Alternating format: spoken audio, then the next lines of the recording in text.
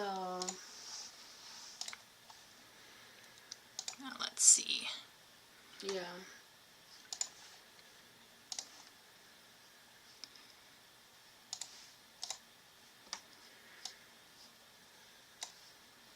So let's see. Ooh. How am I going to do this?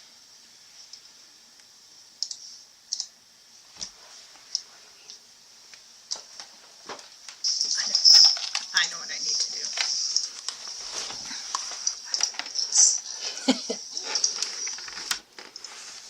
There we go. That deals with the audio leak, hopefully.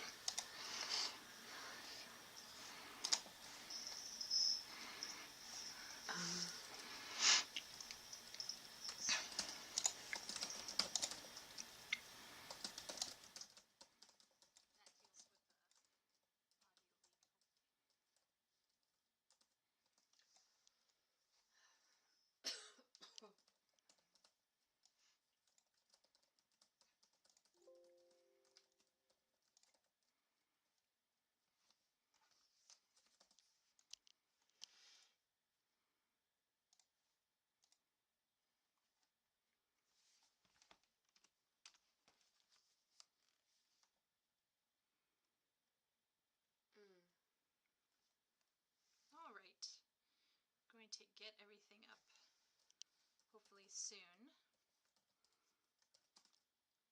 This is my first time streaming from a Steam Deck, so we're finding out the hard way. Ooh, exciting. Stressful. Oh man.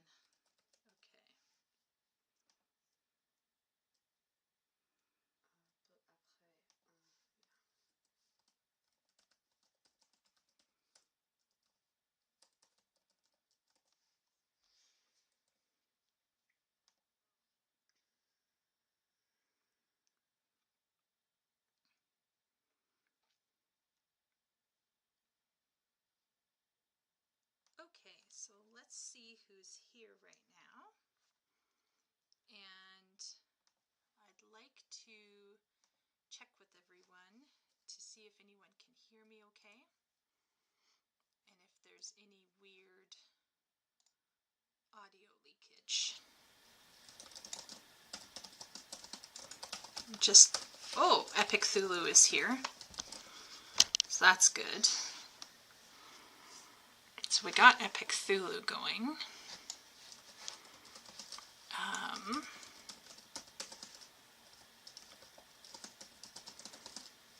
I feel...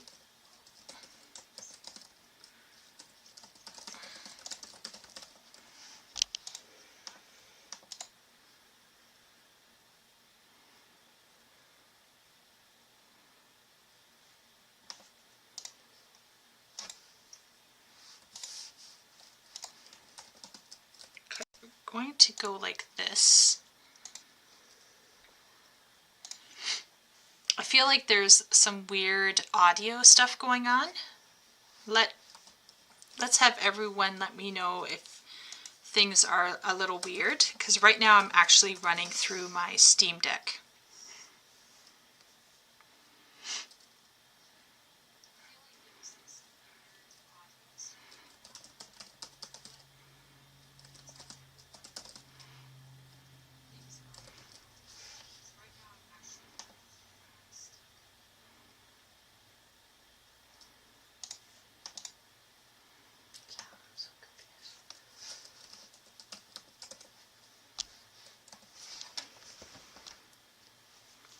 Yeah. There's something really, really weird going on.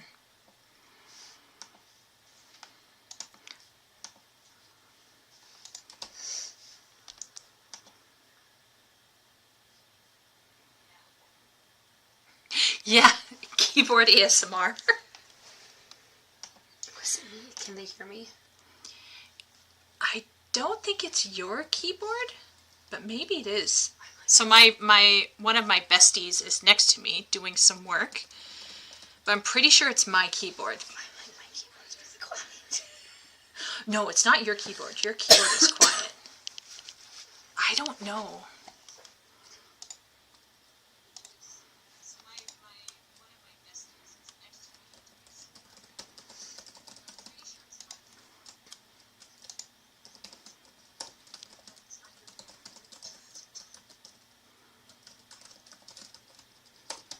There's just something weird going on here.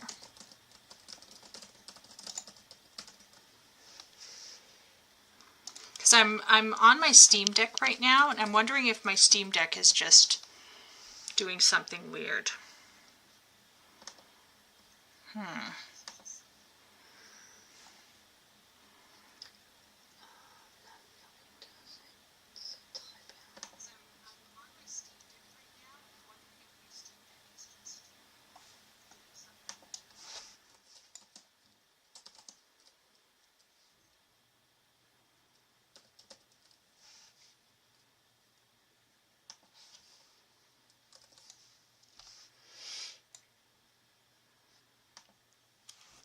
This is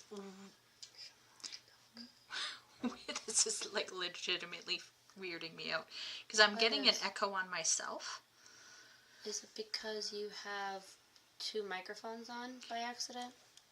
Ordinarily I would say yes, but I'm currently running this.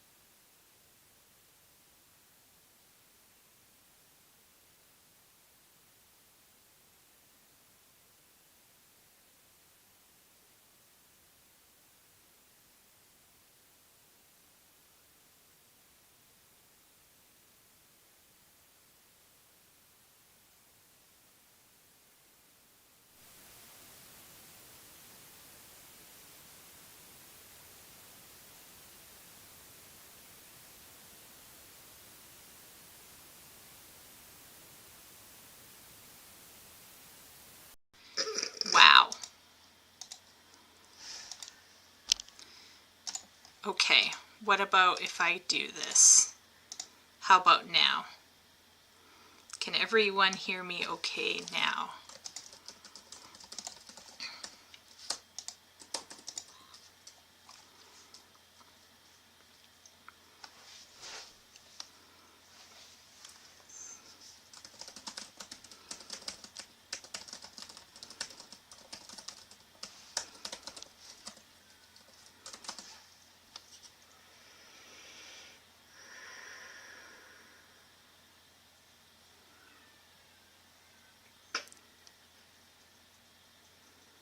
Yeah, so that is your typing that I'm hearing. I will stop. No, it's okay. I have to figure out how to make this microphone work a bit better, but I think I'm used to having my Blue Yeti, which has automatic noise cancellation. Yeah. Thank you, Yala, for letting me know.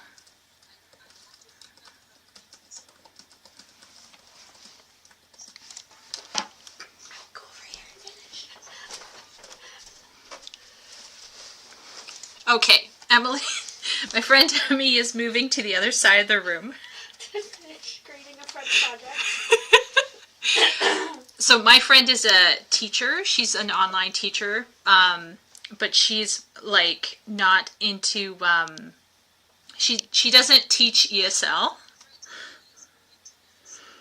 Yeah. Sometimes I feel like I teach ESL.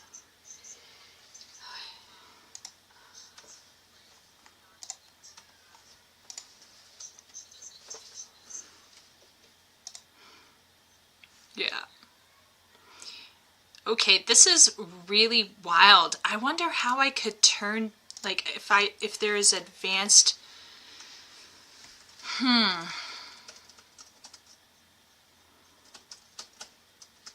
Like, is there a way to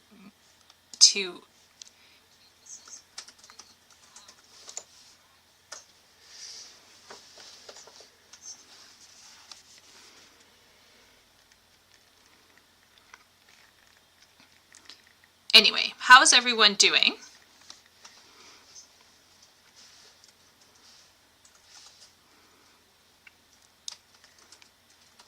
How is everyone this evening? Other than me having crazy Steam Deck tech issues.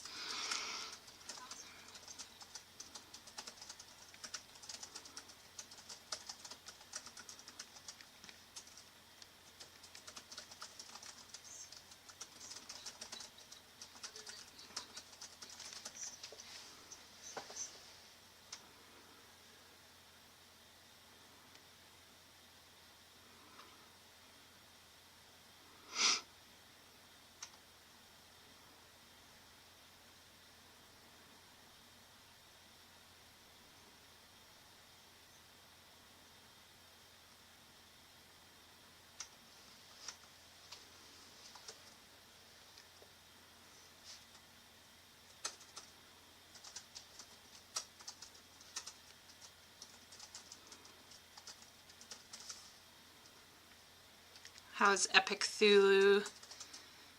Yella, yella. Yeah, it seems hypersensitive, yella. I don't know what is going on. Sipping coffee. Ooh, is it like a regular brand, or are you into like flavored coffees?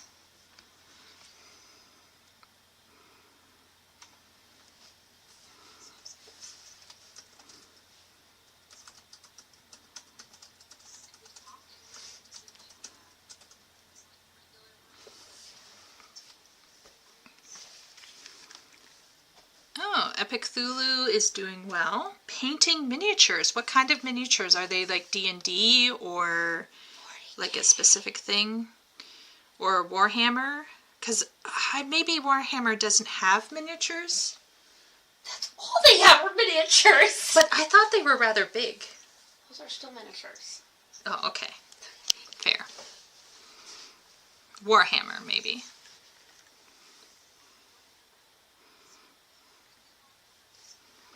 What the heck is she even saying in French? This is horrible. I can't. What is this? Okay.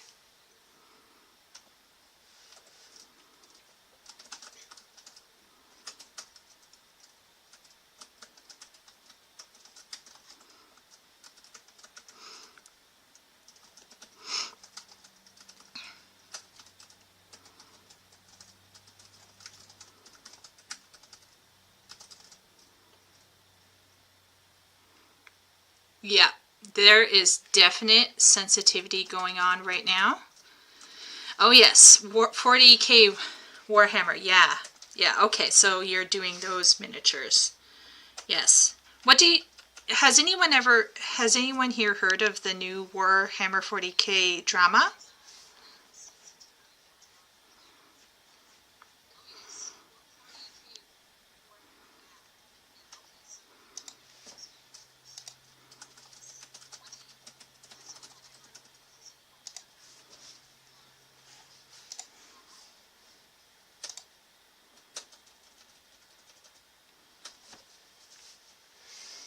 Any opinions on it right now? Because I heard that there was some, the Custodes drama, right? What's everyone's opinions on that? Because I've heard Critical Drinker talking about it, and then I heard Asmongold talking about it, and it's yeah.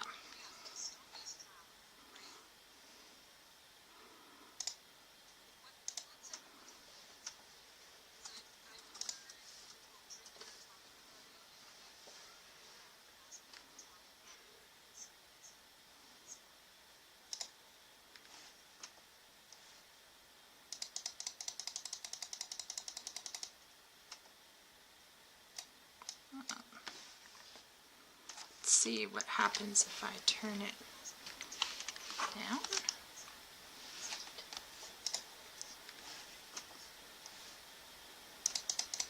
Gene Smith, rather than using Gene Seed, I approve of it.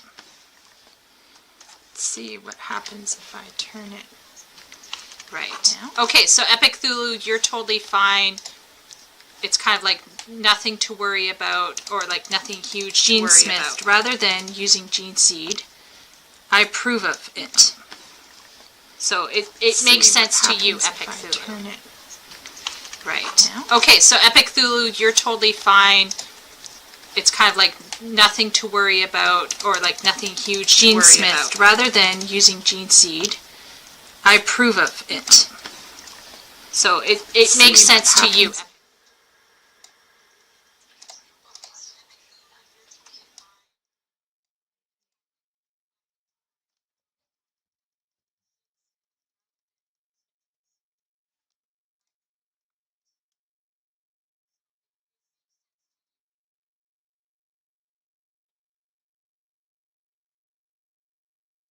Okay, Yella is saying it's BS. Can everyone hear me okay?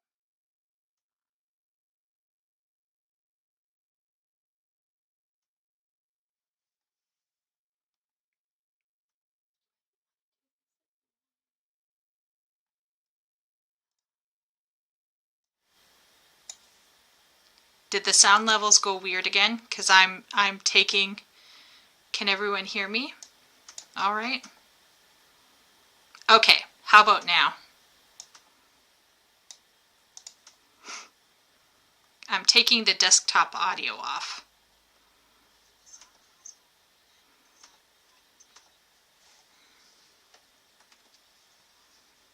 Okay, thanks, Epic.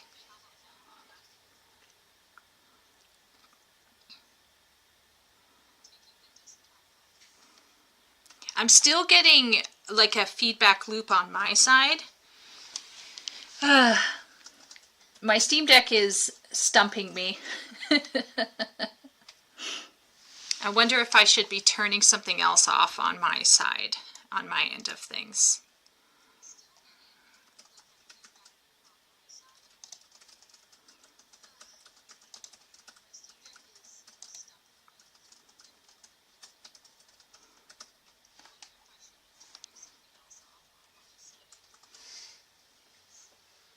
But as long as you guys can hear me, that's a-okay. That's the important part. Yeah, so I was listening to, let's see, I was listening to Critical Drinker's video on it, and then I watched Asmongold react to Critical Drinker, and then I was like, holy moly, like, there's a lot of opinions going on right now about it.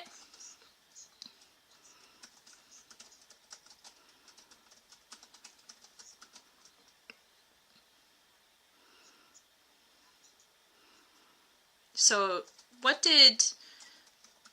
are there any, besides Epic Thulu and Yalla, are there any other Warhammer 40k fans in chat here today?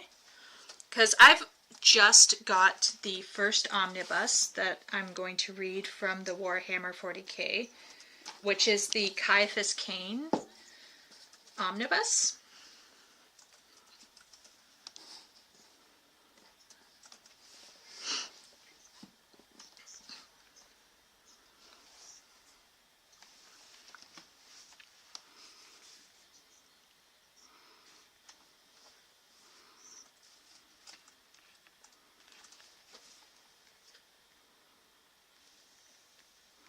So anyone here other than Epic Thulu and Yalla?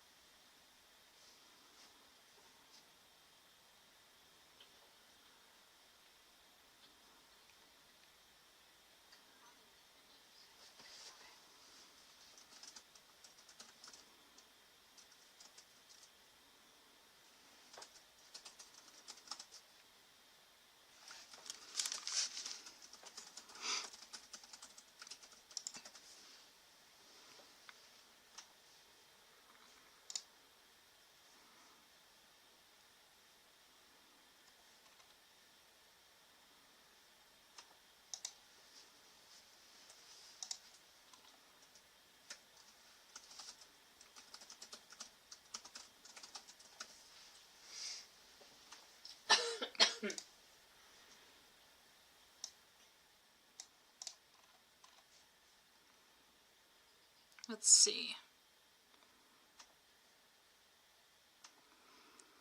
Critical Drinker used space marine creation to talk about custodians. The two are very different. The bigger issue is why they did it, just to please some people. Yeah, okay, so I'm glad that there are some people here who maybe are kind of familiar with this whole thing. But although I really respect Critical Drinker, I don't want to be like super harsh, but basically I came away with feeling like he's really upset, rightfully so, about certain things happening right now within the entertainment industry and within the gaming industry. But the way he was talking about it felt a bit extreme. I think there are just so many reasons why that could be happening, and wokeism doesn't have to be necessarily the reason. It could be the reason, but it doesn't have to be the reason, if that makes sense. So like, for me anyway, I got the feeling like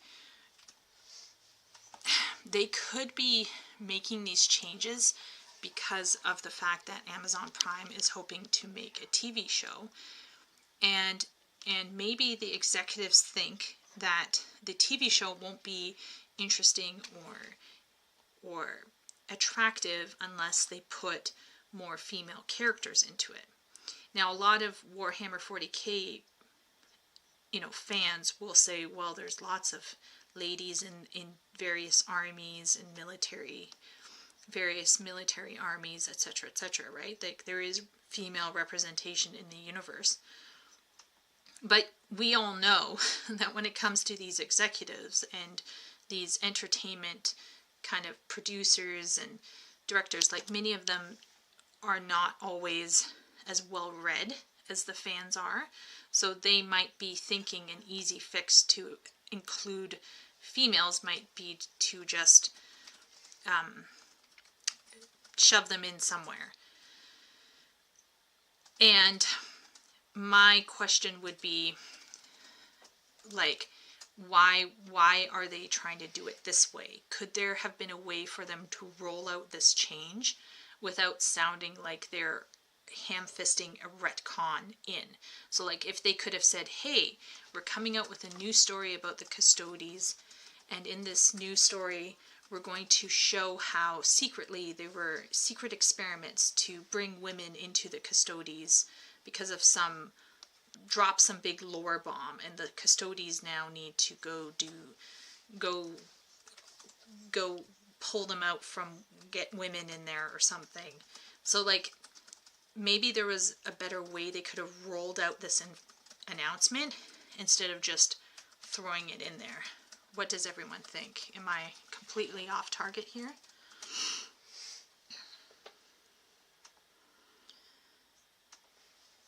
Okay, so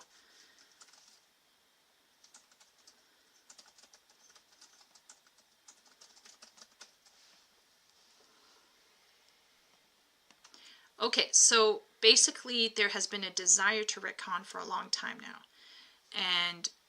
And maybe it's how they presented it to people that put everyone's back up. And then really they could have gone about it a different way, and maybe more people would have just rolled with it. So maybe it was how they presented it, not really that they presented it. Now, I'm going to be frank with everyone. Maybe I'm just a someone with, I admire seeing guys on screen. Like, they don't all have to be super handsome, but like, why can't we have shows that have just a bunch of dudes in it? Like, we don't need to have, like, we could have had a couple women, brought into, let's say, a TV show with a whole bunch of guys, and we could have like a squadron of male Custodes, and it's their adventures as Custodes. I think it would be very fun, and not many people would be overly worried about it. But anyway, I just found it very fascinating. So just for everyone who's coming in, today we're starting off with a little chat about Warhammer 40k, because my book, Hero of the Imperium, a Caiaphas Cain omnibus, it came in right before I started traveling. If anyone's wondering, why is the sound so terrible and weird? I'm currently running something off of my Steam Deck, and the settings are really nuts, and I'm not sure how to fix it. So if anyone is computer savvy, let me know what you think I need to tweak to make it less sensitive for the microphone. Yeah, Yala, this is where my issues lie when it comes to changing things, because I think having different and new characters isn't as much of an issue. It's when, I think Asmongold hit it on the head, it's when they treat the fan base like they're dumb, or when they come out with terrible reasons for why they're doing it. Whereas if they had couched it maybe within a greater narrative story, then it might have been more acceptable. On the other hand, I also do think there are people out there right now who are jumping at shadows, and any sniff of diversity has them freaking out. Rightfully so, right? Because we've been seeing a lot of disrespect of original IPs. So I'm kind of in this middle ground where I'm okay with seeing changes if they're reasonable, but sometimes we also need to push back and say, hey, this is not a reasonable change, or it doesn't make sense, or you haven't explained well enough why this had to happen. And then on the other hand, I'm not super fond of people who are just freaking out because, let's say, it's oh, it's a woman, or oh, it's this diverse character and I don't like it. I think there can be a middle ground somewhere in between. Yeah. So anyway, hello to everyone. We're just starting up, and like I said, the sound is really weird. For anyone who's wondering, we have a Discord now. I wonder if my sister is here. I'm not sure if my sister is in chat. I'm not sure if she's... Yeah, so Yala, I heard that there are entire armies in Warhammer 40k where they have female-only army characters. Apparently there are armies that are just comprised of only females. Sororitas? Is it based off of the word sorority? Yes. Okay. They're the religious sect. Okay, so my friend Emily, who's also recently gotten into Warhammer 40k, she's been watching a lot of Luton. Luton? Luton? He's on YouTube. So she's been watching a lot of Luton on YouTube, and yeah, it's been a whole journey.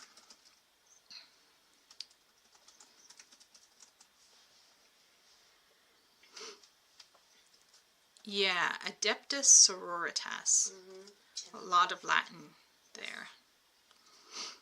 So the adept females, basically. Yeah. So I guess the reality is I think most guys are okay with seeing females in their media, right? Look at Stellar Blade, right?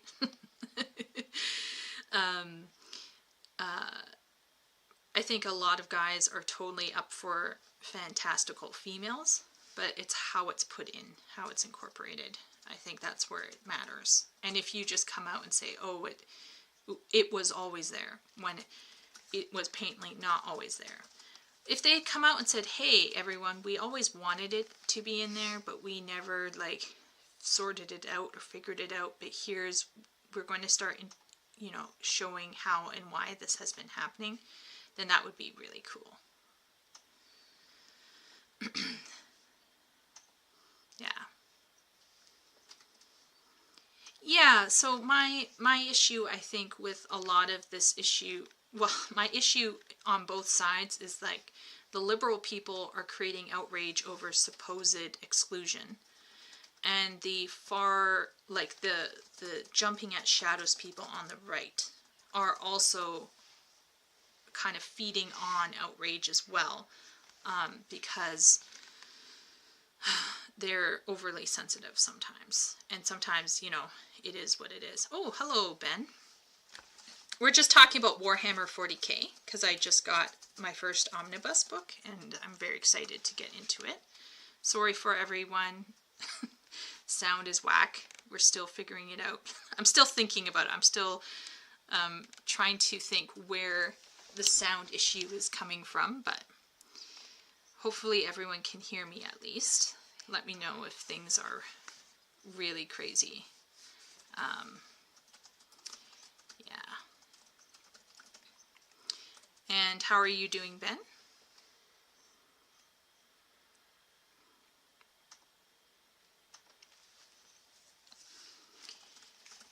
Yeah. So today I thought we could return to Tolkien's essay on fairy stories. We could do that, or we could do something else. We could do some other kind of React content. It depends on what people would like to do. I'm doing well, Ben. I'm actually traveling right now, hence why sound is super funky. I'm currently in America, and I'm visiting a friend. I went over the border. It was really fascinating going over the border. So when we passed... So exciting, you drove in a car. So we were in a car, right? And my friend's driving, and she's like, the Canadian border people are like super friendly. So we roll up, and it's this chick, and she's like, hey, how's it going? Like, you know, it was just very fun, and it was fine. Then we drive over the bridge, and we get to the American toll place, and the guy's like... That was customs. That wasn't the toll. The toll side was the Canadian lady. Yeah. Yeah. It was the customs official, and was like, hey, ladies, where were you? What were you doing there? What were you doing? How long will you be here? How long have you known each other? Where did you meet? Oh, you met in China. What were you doing there? How long were you? I was like, oh my god, we said the wrong thing. I was like expecting to get like thrown in shackles for meeting my American friend in China. Like, Lord forbid. Oh my gosh.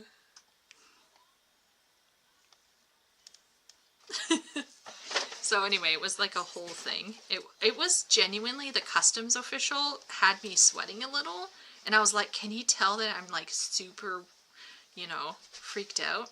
And I was like, oh, that was the best interaction I've had on the American side. Yeah.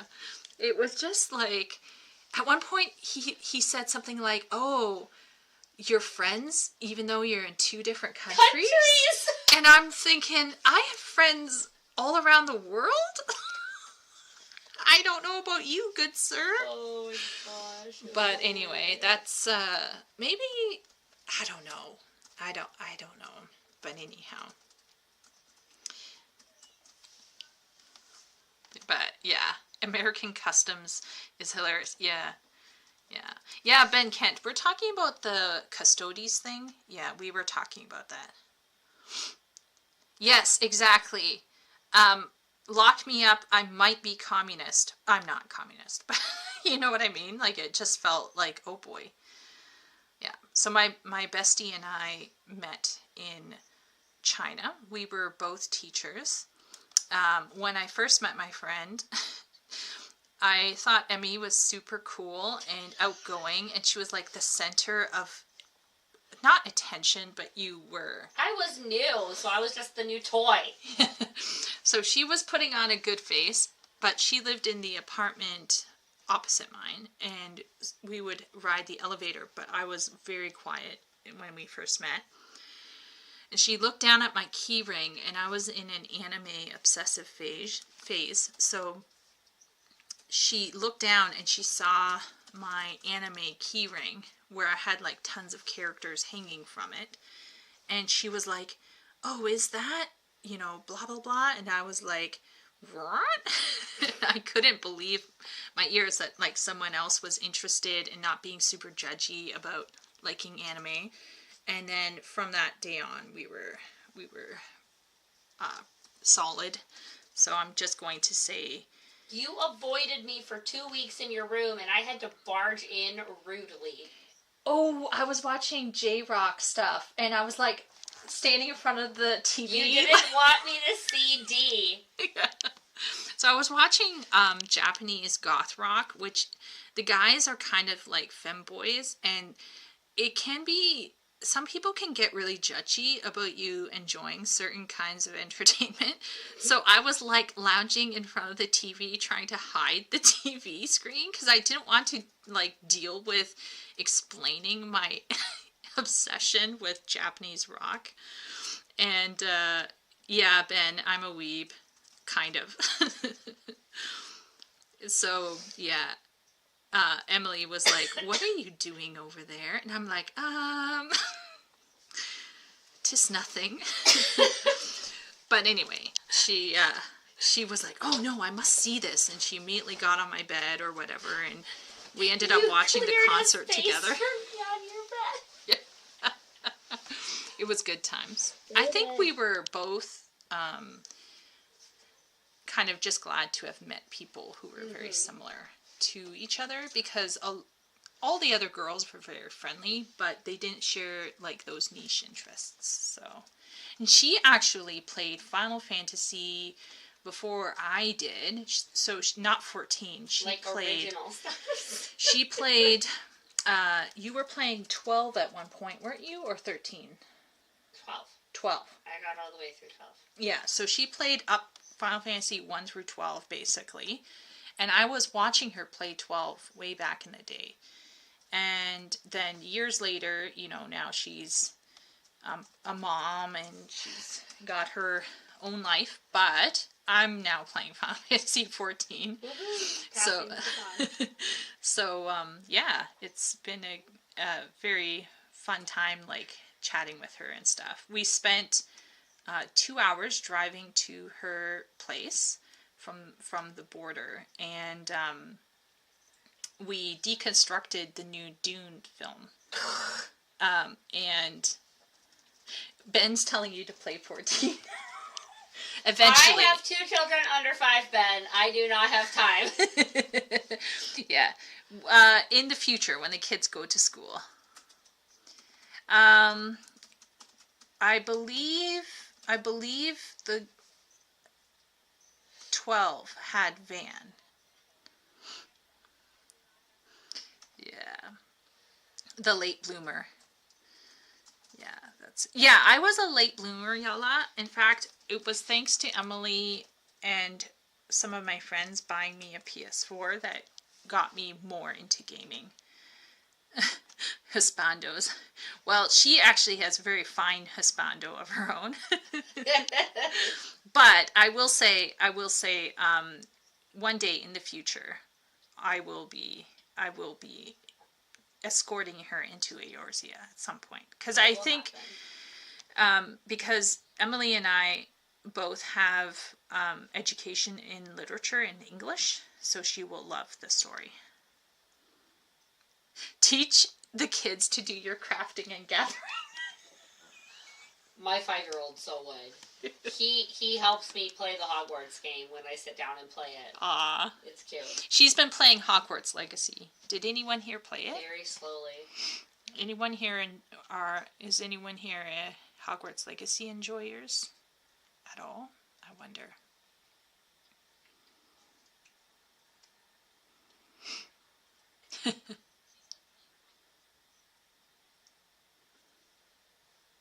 But did anyone play Hogwarts Legacy?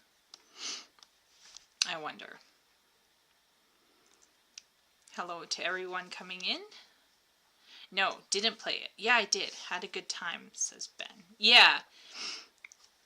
I've been hearing from people that the Hogwarts Legacy is pretty good. It's pretty solid. Considering that the game devs who did Hogwarts Legacy are mobile gamers for the most part. Epic is representing Slytherin. Oh. The gameplay was fun. Yeah, that's what I've been hearing. Hello, Wooly. How's it going?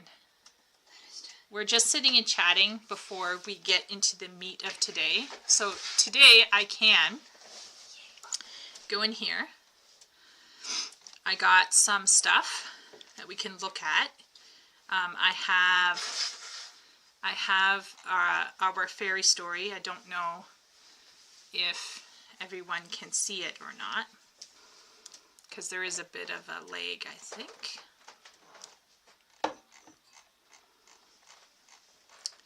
Let's see.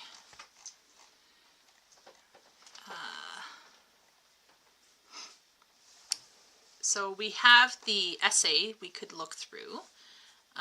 There are also, I'm trying to see here. There are also, this is how I cope with bookmarks now. It's like a program. Holy crud.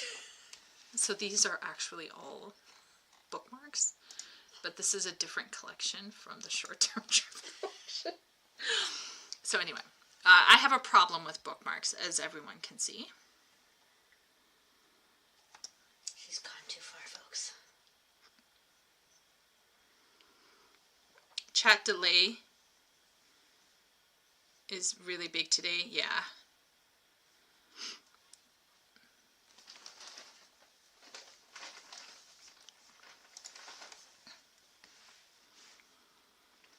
So let's see what we got here.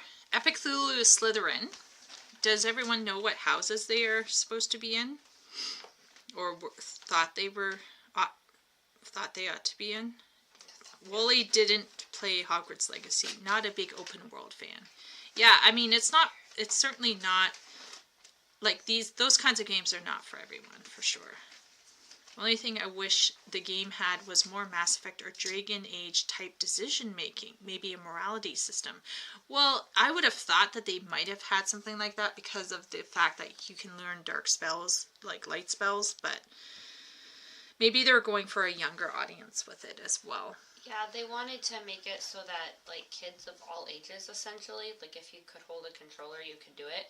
So you have the opportunity to learn the Unforgivables, but then there's I think I remember, it's been a while since I've started it now, there's an option at the very beginning, like, essentially, do you want to include the possibility of Unforgivables in your game, or do you not? And I think that's set up for parents to be able to turn that off if their kids are young enough, so they're not, like, going around practicing giving people intense pain and killing them.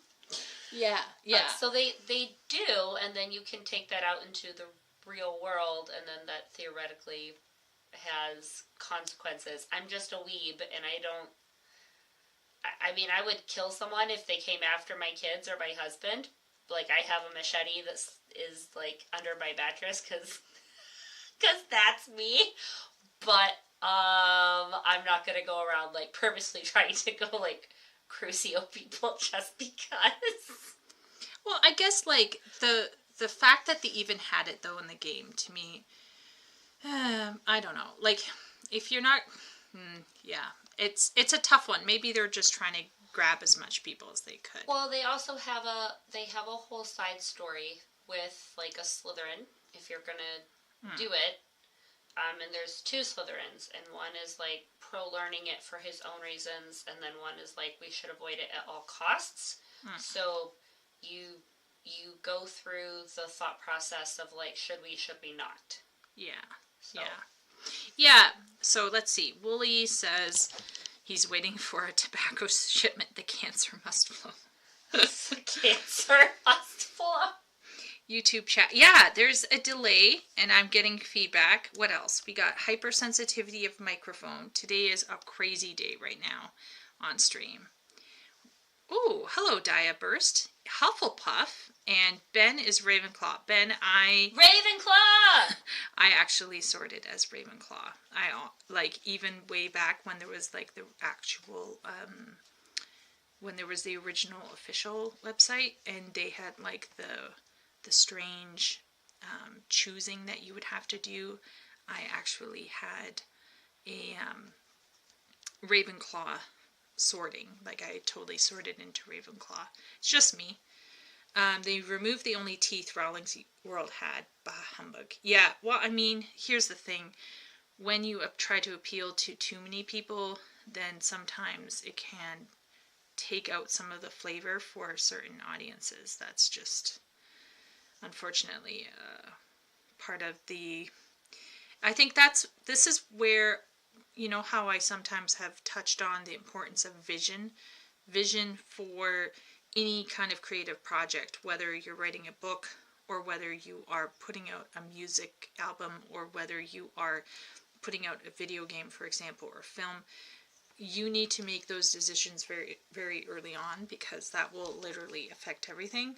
I think sometimes people think, oh, I'm going to make something that will be enjoyable by everyone, and that's not always going to work out the way you expect.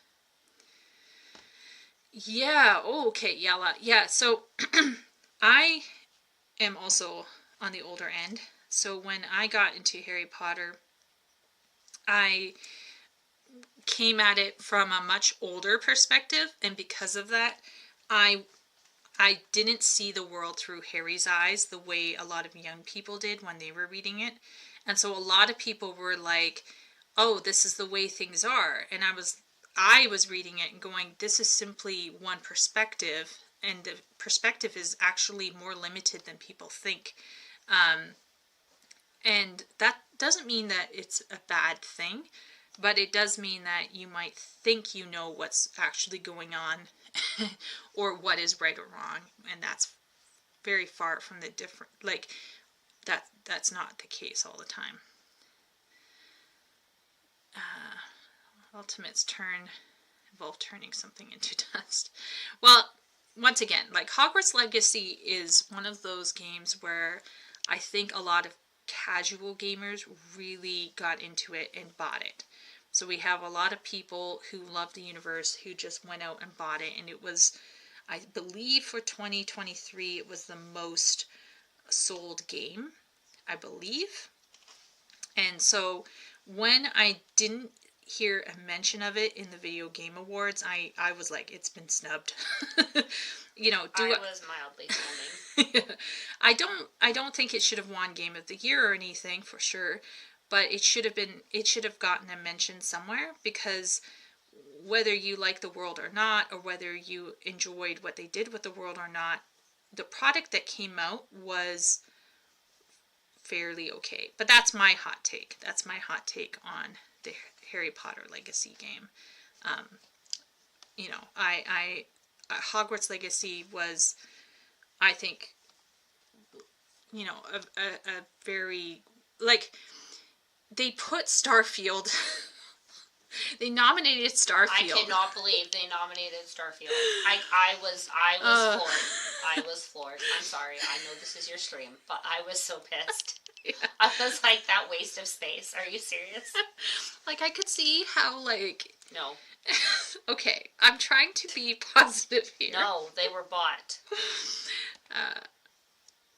I feel like I got my money's worth with it. Yeah, Ben, see, this is where I'm going with this. Is like, I think it felt unfair because considering some of the epic fails we got that year who also got nominated, it felt really bad, the fact that it got snubbed. Oh my gosh, you forgot about Starfield? Did anyone here play Starfield and, like, just enjoy it? I'm just curious if there's any positivity that people might have. For the crime of your twice removed, we then lighten cosine HL to the memory hole. Did anyone here, though? I'm very curious.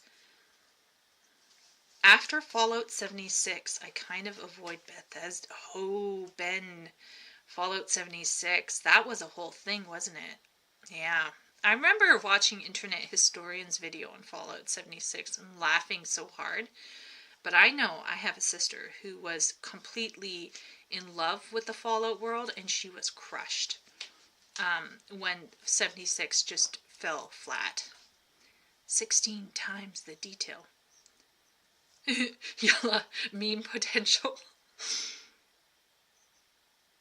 Yeah, Diaburst. Look, I'm not expecting Hogwarts Legacy to have won anything because there was such strong contenders. Like Baldur's Gate 3 is a like narratively superior game, and the gameplay it presents for the genre it represents, it's a very strong contender in its genre and in its game sphere in terms of tactics and top down stuff. But I just feel like Hogwarts should have gotten like at least nominated for something. Music. Yeah, the music was design. very good. Yeah, the music was good. I was very happy because I think Final Fantasy 16 won the music award. Oh, their soundtrack which really good. Was really good. But I could have seen, like, there were some things they didn't even They have should to have gotten nominate nominated. it for, like, for one of the big ones, even. Yeah. I would have understood that, but, like, I don't nothing? know. Nothing. Nothing? No, nothing. And it wasn't like it was super buggy or something, even when it was first released. They really did a good job of making sure it wasn't released on additional platforms until it was ready to be released. Mm-hmm. Yeah. Which is more than we can say for most games. So, yeah, Epic Cthulhu, that's a whole thing. I think when you reread Harry Potter as an adult, you definitely see how he was manipulated by certain people. And, like, Dumbledore, for example, was very much using Harry, for what we could call good ends, but there are surprising amount of very amoral characters Yes. in that book series. And when we talk about those characters, I'm okay with amoral characters, but we need to see them as such. And the amount of people who wear their Harry Potter glasses on, and they're just simply unable to separate, that this is a good character, but we can also discern that, there's amorality happening in the Harry Potter universe. And that's where I think parents need to discuss certain things going on in the Harry Potter universe. Not in a preachy way where you're like, overly moralizing it, but to a point where we can have springboard discussions about morality and about manipulation and about how people can become basically tools for what could be the greater good, but there is an aspect of the price you pay for using people, and that's where I think a lot of parents just shove Harry Potter at their kids because they're like, oh, it's kids literature, when in fact there's a lot of very adult ideas and things that are going on. The situations are quite adult in many aspects, and so if it's not discussed appropriately, I think a lot of people just kind of pretend or think, oh, I'm a Gryffindor, I want to be, it's just, it can lead to very myopic views about what's going on. Oh, Party Sober still has her mod access. Oh, thank goodness. Party, can you help save us from this dire situation and post links to the Discord just in case people can't access the Discord? We're having like sound issues over here. There are no words to describe the Steam Deck situation over here. I don't know why, but my classes sounded okay this week, but as soon as I set things up here, it just went wonky. Let's see here. Fallout 76. Oh, yeah. Yeah, Ben, I also didn't buy Fallout 76, but I was definitely like that black guy in that GIF, eating popcorn, because I thought it was hilarious. Well, I'm glad you had fun in Fallout 76, Epic Cthulhu. I mean, you gotta find fun where you can. If you're stealing stools and things from people's camps, I mean, that's all of it. Fallout 3 was enough. Todd, filthy liar, Howard showing his hand. Wooly, isn't there like a meme that's like that song, Tell Me Lies, Tell Me Sweet Little Lies? Wasn't there that song, that meme song? And then someone like overlaid it with 16 times the detail. Yeah, Ben Kent. Masayaki Soken is learned so much from Nobuo Uematsu. You can see that he respects his mentor and he's carrying forward Uematsu's just his legacy, right? So Uematsu will live on. I mean, Uematsu isn't dead yet. But even though he's retired, you can see that his legacy is being respected because they're still bringing back themes that Uematsu composed for Realm Reborn. So there is this kind of deep respect for the musical lore.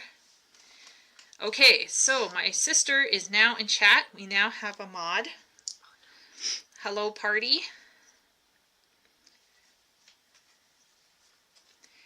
Yeah, Epic.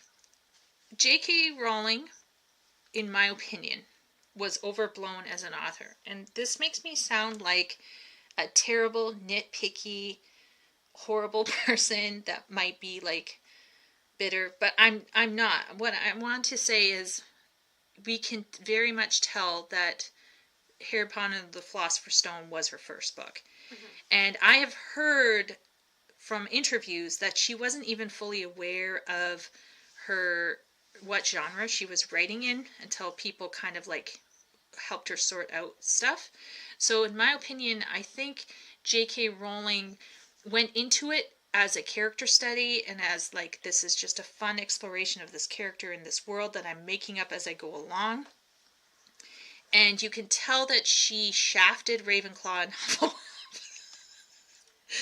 And the Slytherins, like, apparently she got mad that people like Draco, and she tried to like write him more and more like intent, like. So apparently there was a redemption arc for him,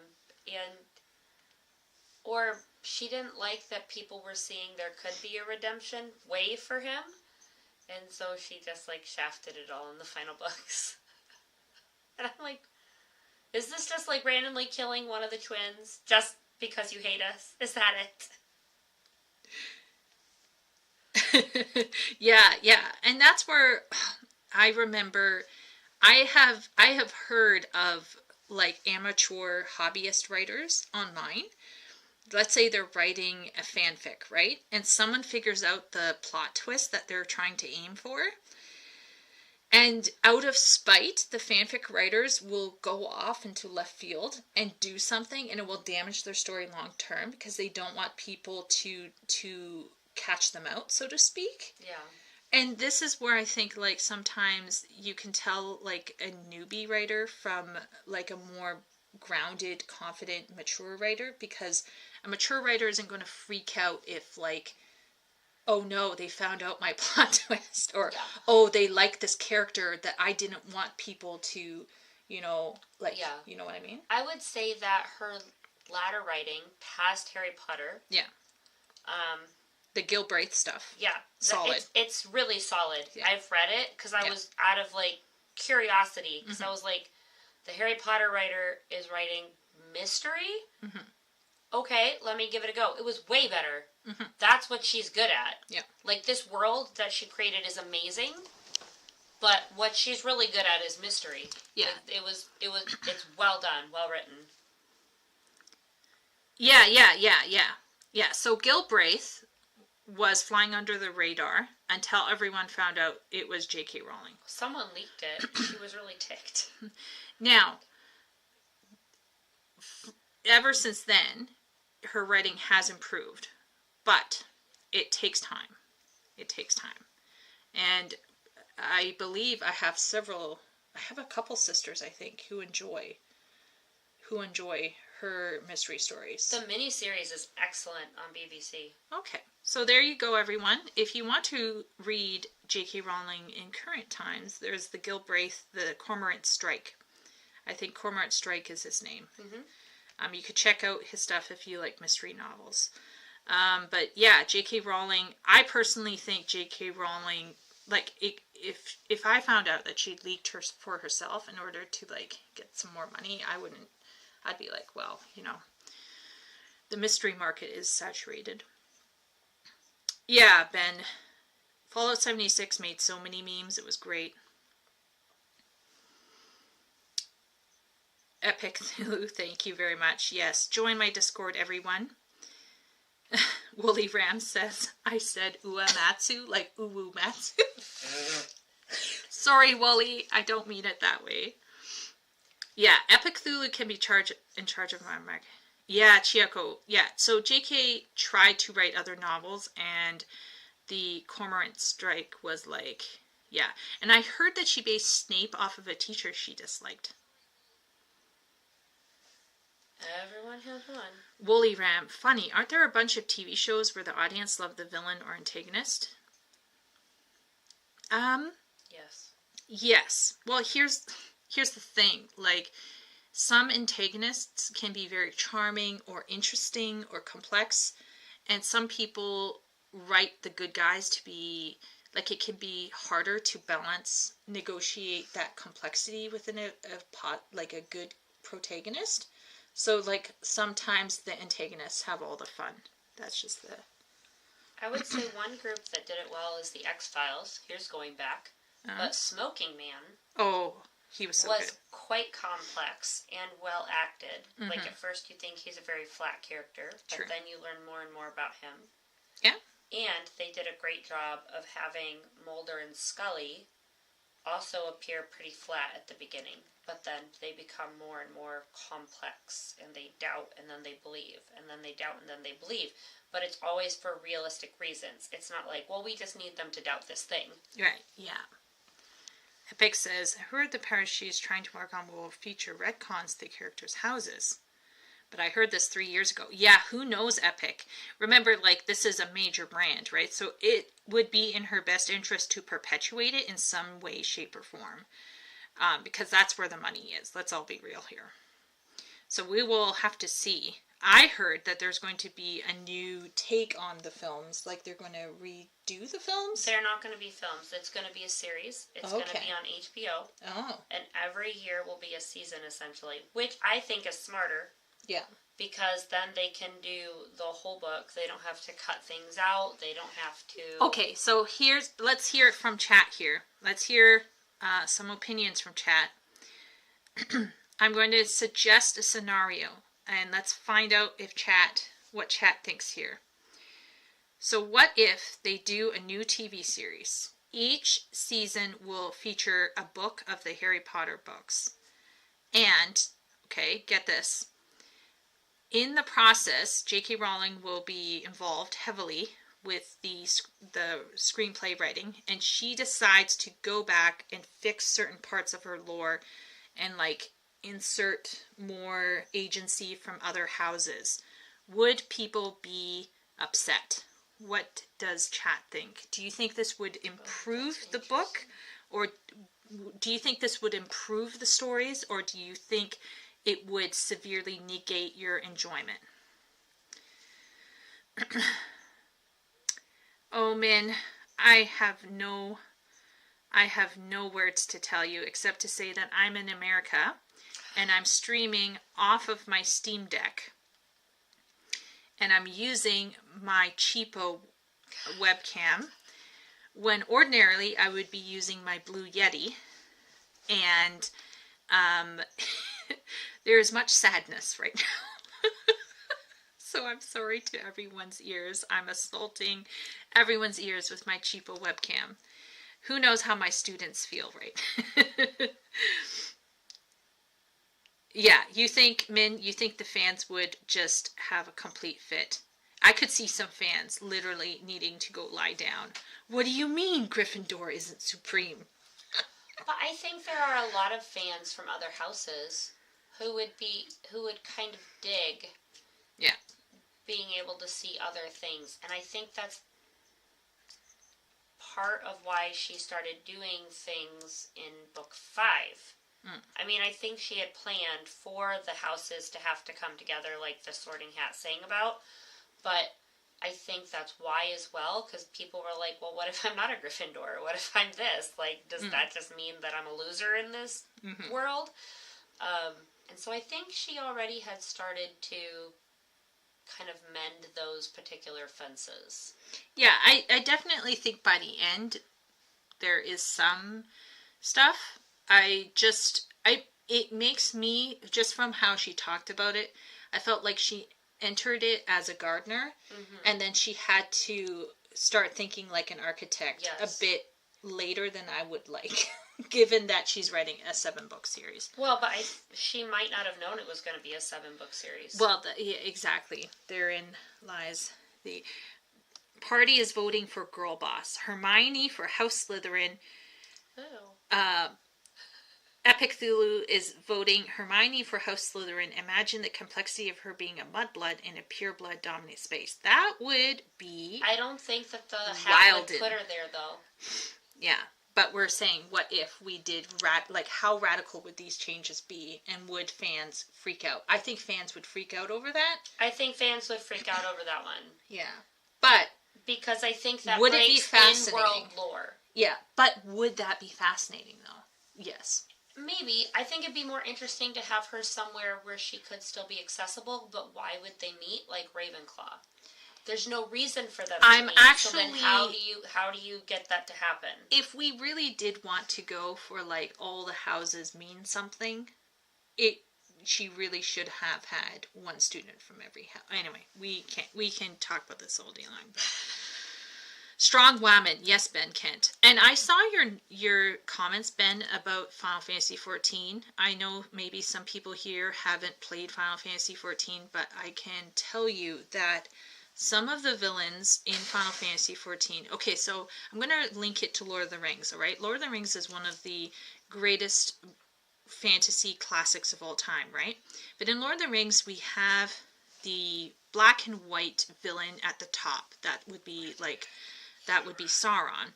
But we also have what I want to call middle tier antagonists who are actually quite complex, like Denethor, and we have Saruman, and we have Wormtongue, and we have these... we have like these characters who are not... They're quite evil, some of them, and they cause quite a lot of damage, but they're still very human, and you could see where they went wrong, or you could see where things went off the rail for them. And particularly the humans. Like Saruman, I think, being a Maiaya and being very close to Sauron in terms of power leveling and in terms of being, right? Because they were both used to be Maiaya. I view a lot of the lower level antagonists as being extremely understandable on a very real and human level.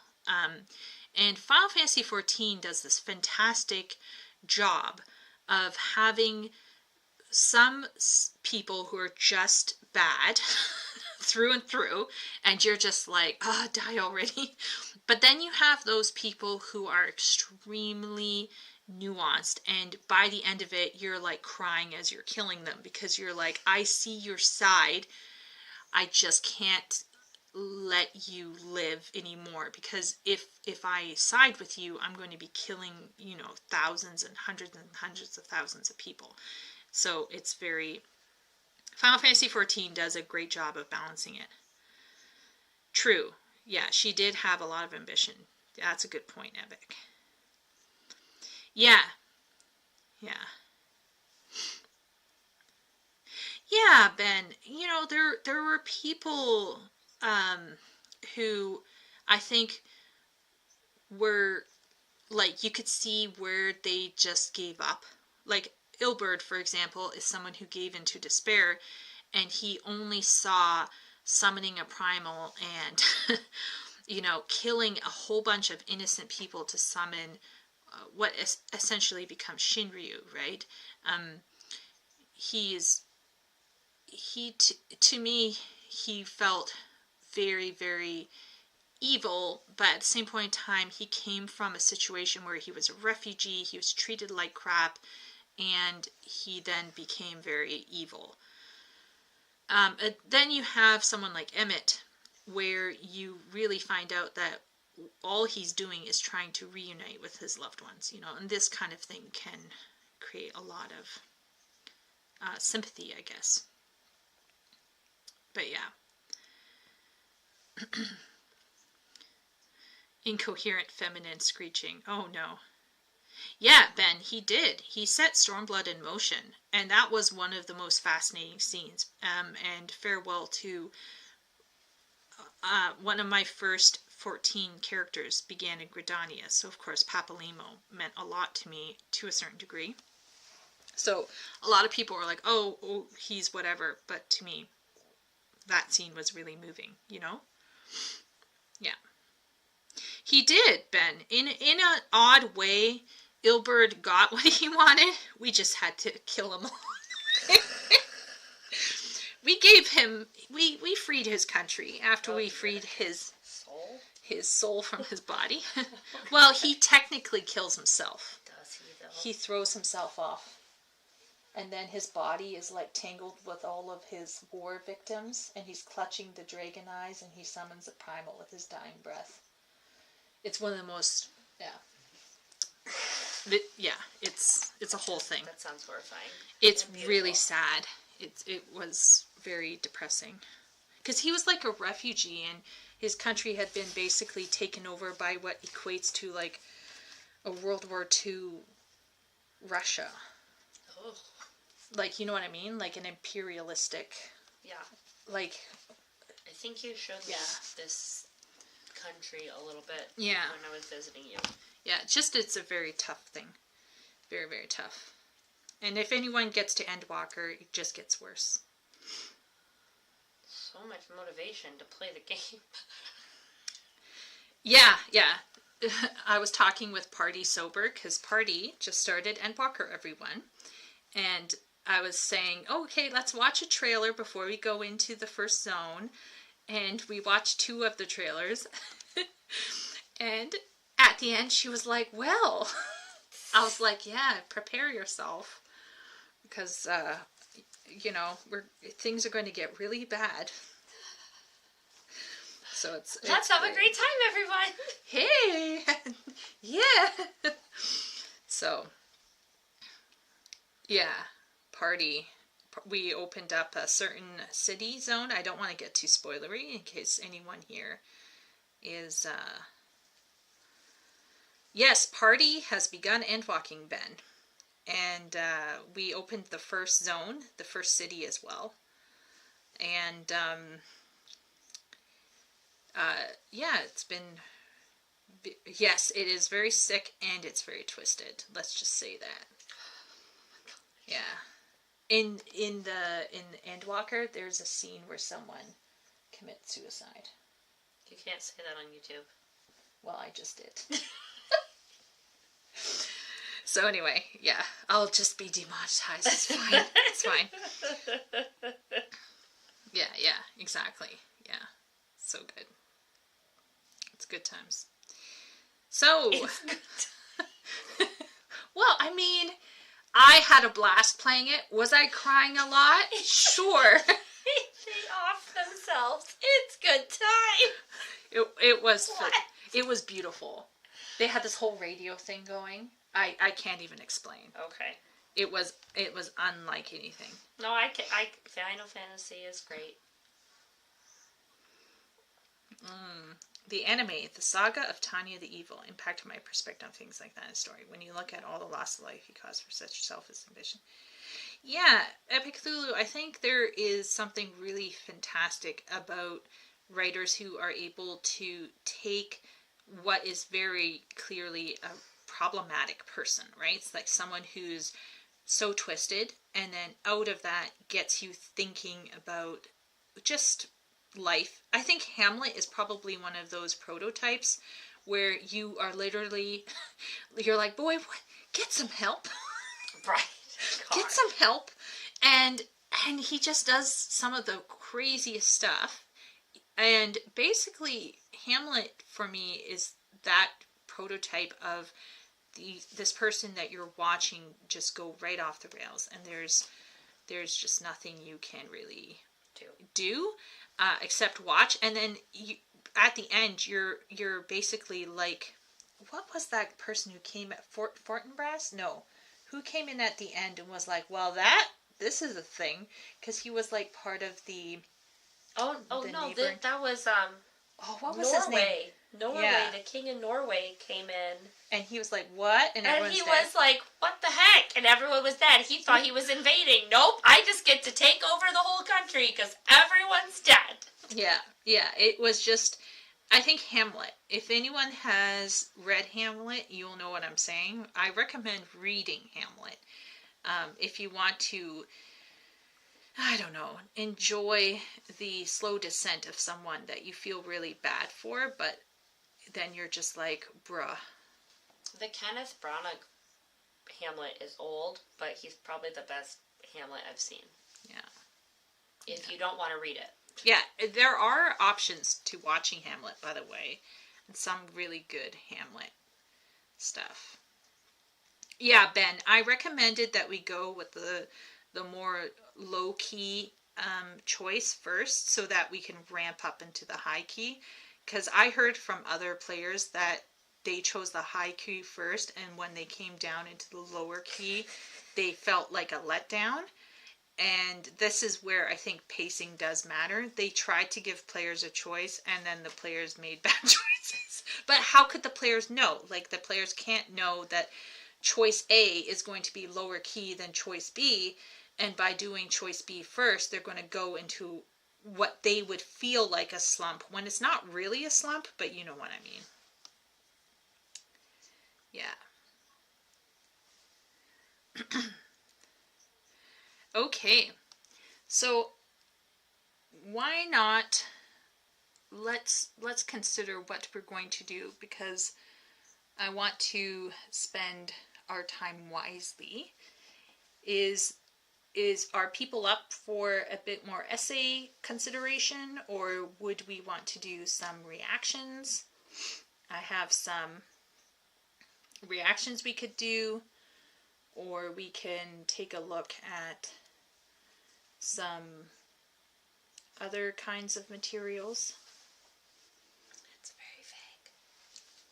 Well, I had prepped a couple videos as well, but I'm just not sure if my sound setup can handle it. Oh, there's that.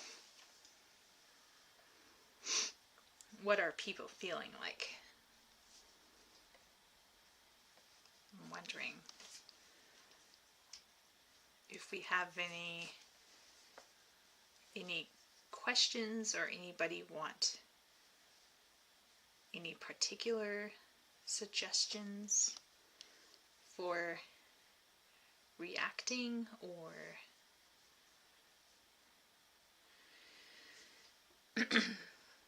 Party is dying.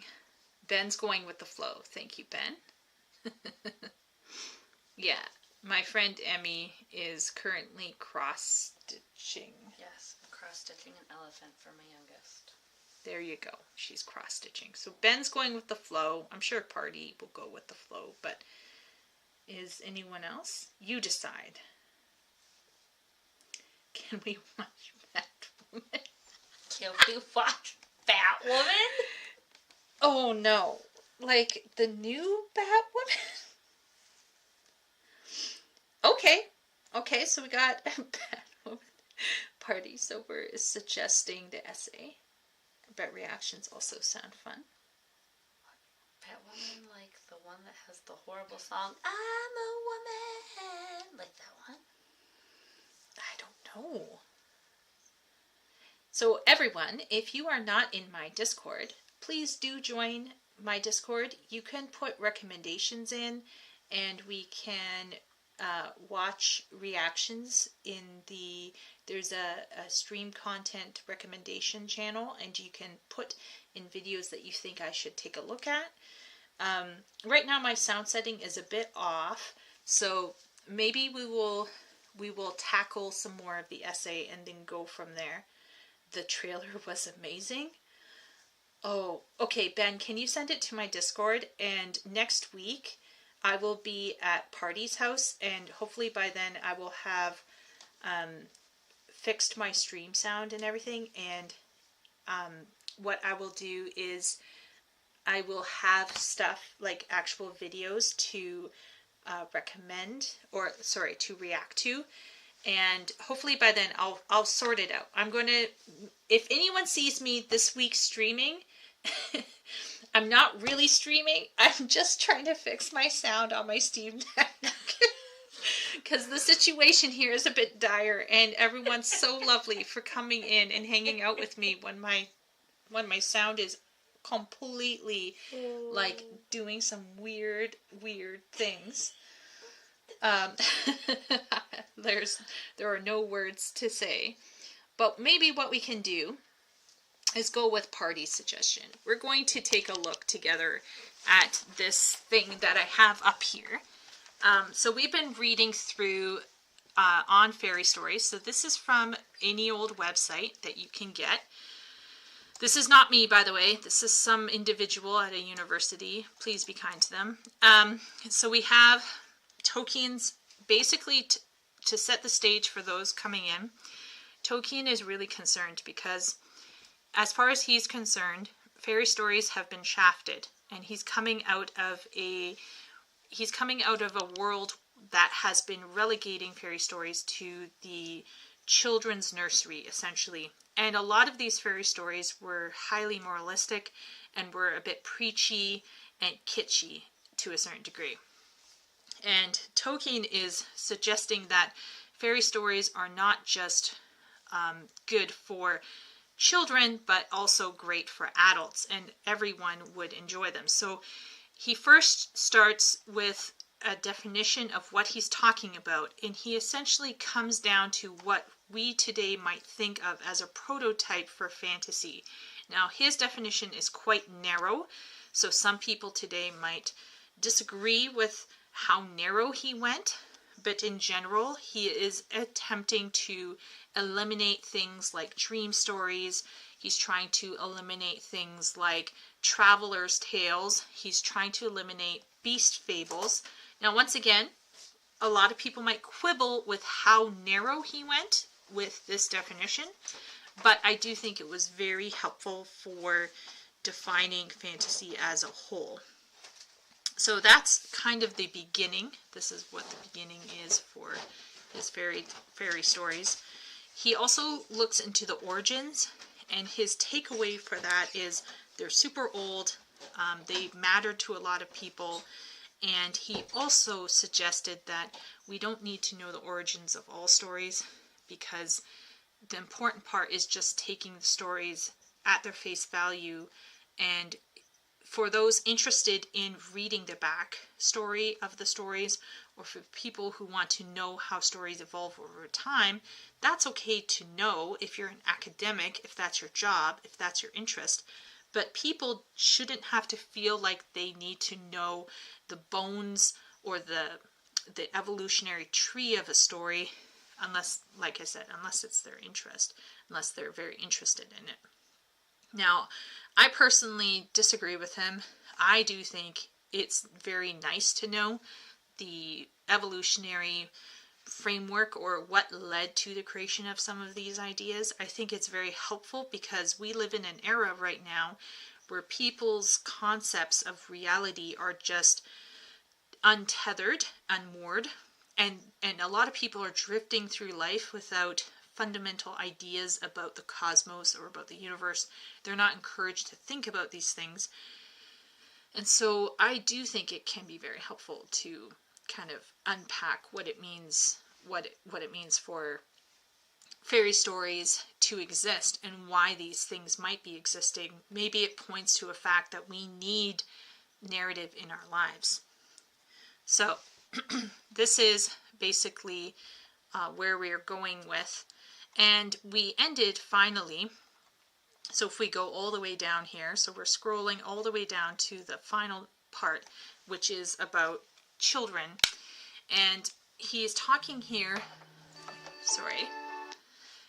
so he's talking here about how children are often the target for all of this, they're the target for this new kind of fairy story, or this new form of genre that has been slowly, amassing over the decades. But he's wondering, is it really just for children? And he, of course, is going to argue that although fairy stories have been relegated to children's nurseries, this is actually not true. So down here, if we take a little look here, you can see right here that he says that association of children and fairy stories is an accident of our domestic history. Fairy stories have in the modern lettered world been relegated to the nursery as shabby or old-fashioned furniture is relegated to the playroom, primarily because the adults do not want it and do not mind if it is misused. It is not the choice of the children which decides this. Children as a class, except in a common lack of experience, they are not one, neither like fairy stories more, nor understand them better than adults do, and no more than they like many other things. So he suggests that children are not naturally attuned to liking fairy stories. They are young, and they can be tricked more easily, but that doesn't mean that they're always enjoying it more naturally, and it doesn't necessarily mean that, it doesn't mean that the children are not interested in real things. So when children ask, is it real? It's not because the children don't know it's not real. They just want to feel like they're grounded, or they want to understand the limits of what they are engaging with in terms of story. Now here he is arguing that by adapting certain stories for children, the stories become less than. Okay, they become almost in a way like misinformation.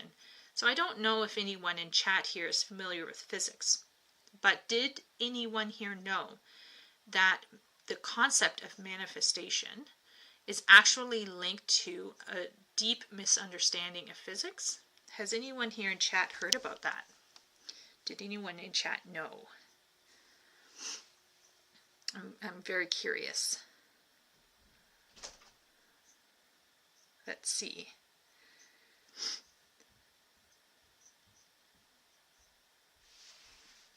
I wonder if anybody in chat knew the link between the practice of manifestation and physics.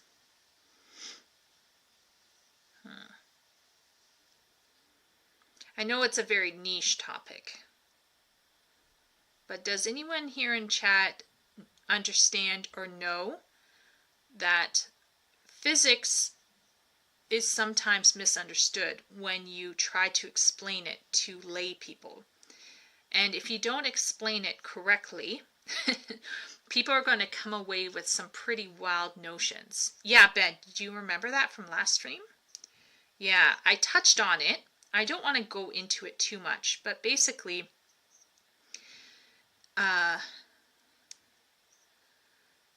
yes, we're talking about Tolkien's views on fantasy. Yeah, epic. Have you ever heard of like the TikTokers who will repeat things over and over again because they think that they can affect reality with words or thoughts or emotions? This is the idea of manifestation. Now, once again, I don't want to crap on people for believing in stuff, but what's really sad is when they start trying to justify their ideas or their beliefs with something like physics. And it's actually based off of an incorrect idea about what they're, like, they actually don't know what physics is, what the physics mean. So I wonder if anyone knew about that. So I bumped into it while I was ghostwriting. I'm not going to go into the details of that. Oh, it was a fun time. But anyhow, I'm a bit of a stickler in terms of information and disinformation and misinformation. And I became very much aware that when you try to explain things or simplify things for a certain level of understanding, you are in danger of misinforming those people. And sometimes it's just better not to try to inform them. Oh, epic. Did Asmongold react to a manifestation party? Yes, the TikTokers think they can channel Dynamis. Exactly, Min. Exactly. So this is Tolkien's feeling, okay? He is going to say something very similar.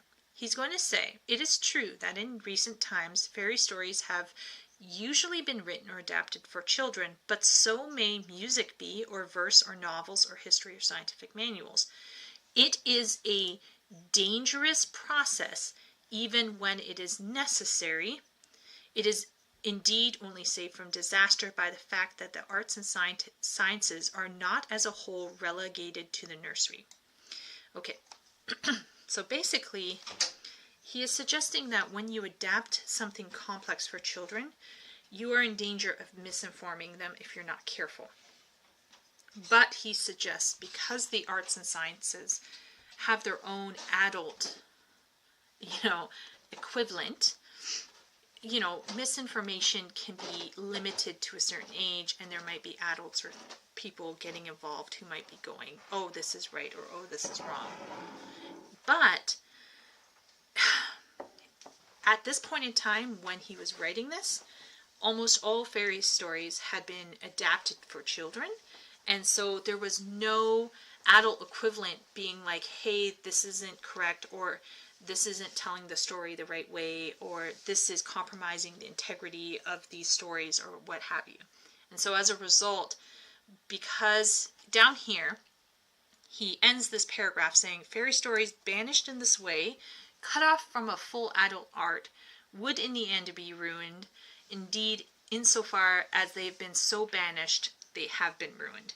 So to a certain degree, there was this very real risk of losing this subculture of writing to the nursery. And Tolkien is one of those people.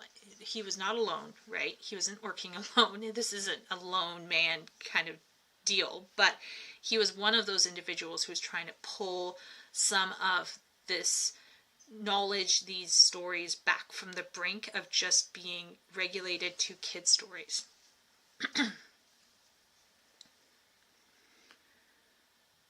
That happens all the time, says Yala. I hear stories about people in entire youth, long misconceptions about things they only found out later. Yeah, Yala, there are lots of times where we might carry misunderstanding right in to like adulthood. And sometimes you gotta ask yourself, like, why is this happening? Sometimes it's a cultural blind spot. And in this case, I think this was becoming a literary blind spot. Okay, so if we move on. Oh, is this tea? It's oolong. Ooh. Tea sipping ASMR, thanks to Emmy serving me tea. So maybe my voice won't be as ruined at the end of tonight. So, of course, Tolkien is going to go after Andrew Lang. So I don't know how many people remember, but Andrew Lang was this well-meaning guy who wanted to collect stories for kids. And he was just kind of choosing what he really thought were important, or what he thought were interesting. And I think Tolkien, in some cases, respected him, but on he didn't like all of his fairy books, right? So he takes a closer look at what Andrew Lang says. And Andrew Lang says that children ask, is it true? And Tolkien, who had children of his own, felt like Andrew Lang was suggesting that writers could trade on the incredulity of children in order to make their stuff real. And he thought that was really unfortunate because it was patronizing children. Tolkien believed children were able to suspend their disbelief but he also believed that children were realists and understood what is the real world in just in a lesser degree from an adult. And so you could lie to children more easily, but that didn't mean that children didn't want to know what was real or that children didn't, value reality. It's very interesting to watch how has been affecting the entire world in terms of culture. Yeah, Epic. It is very fascinating. And what I find really interesting about this is that he links children's ability to believe to the adults' ability to suspend their disbelief. So he suggests that both children and adults have this ability to suspend their disbelief so that they can temporarily live in this secondary world that the author has created. However, he says, and this is so fascinating, the writer, or whoever this is, makes a secondary world which your mind can enter. Inside it is what he relates to be true. However, the moment disbelief arises, the spell is broken, the magic, or rather art, has failed. You're out in the primary world again, looking at the little abortive secondary world from the outside. So let's hear from chat. Has there ever been a movie that you've watched and you were in the moment and then something happened or somebody said something and it drew you right out of the movie right away and just kind of like ruined that whole movie for you? Any ideas from chat here? Any thoughts? I've had it happen to me so much. Sometimes going to the movie theater is like, am I going to enjoy it? Have I wasted my money?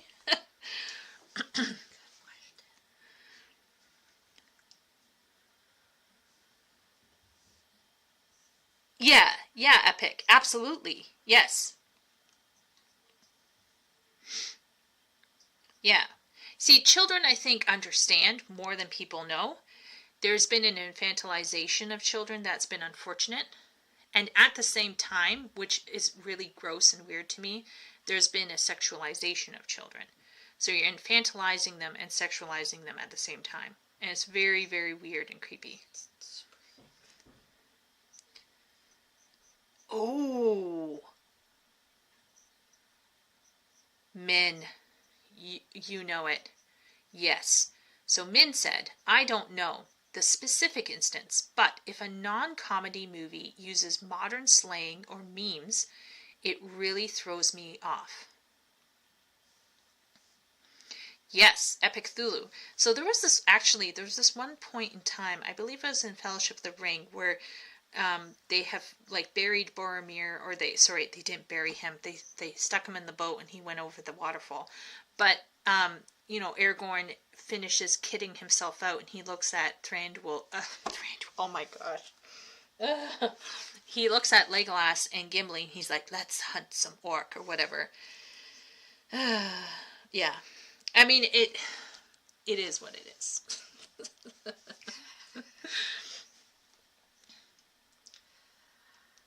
Yeah. Let's see if anyone else. So, like, for example, when Min was talking about non-comedy movies, one thing that bothers me is if you're writing medieval fantasy or any kind of character that comes out of a medieval world, you gotta change up your English sentence structure a little bit, because the way older fashioned speakers spoke was definitely a bit different from how we speak today. So I feel like if the writer hasn't read enough classical literature, their actual speech for the characters will come off as extremely modern, and that can be extremely jarring. Retarded, you mean? Yeah. Yeah. So I'm going to say it. I'm going to say the 3 words that might have everybody in chat cringing. Ready? Are we all bracing ourselves? Oh, no. What are you doing? What are you doing? Rings of Power. Rings of Power. Was anyone cringing with a lot of the dialogue in Rings of Power? So bad. Why did the boat float, Galadriel?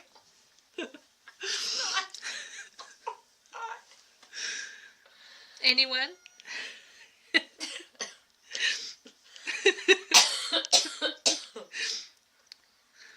Is chat going to be okay now that I said those words? Okay, here's the thing. I'm all for having modern or urban fantasy. But you know that writers have a problem when Ben didn't watch it, but I watched the internet cover it. Yeah, Ben, I actually sat down and watched it because I wanted to make my own decisions about it. Like, I wanted to see for myself. And while there were moments, I felt like the hobbits were better written in terms of what was coming out of their mouth. But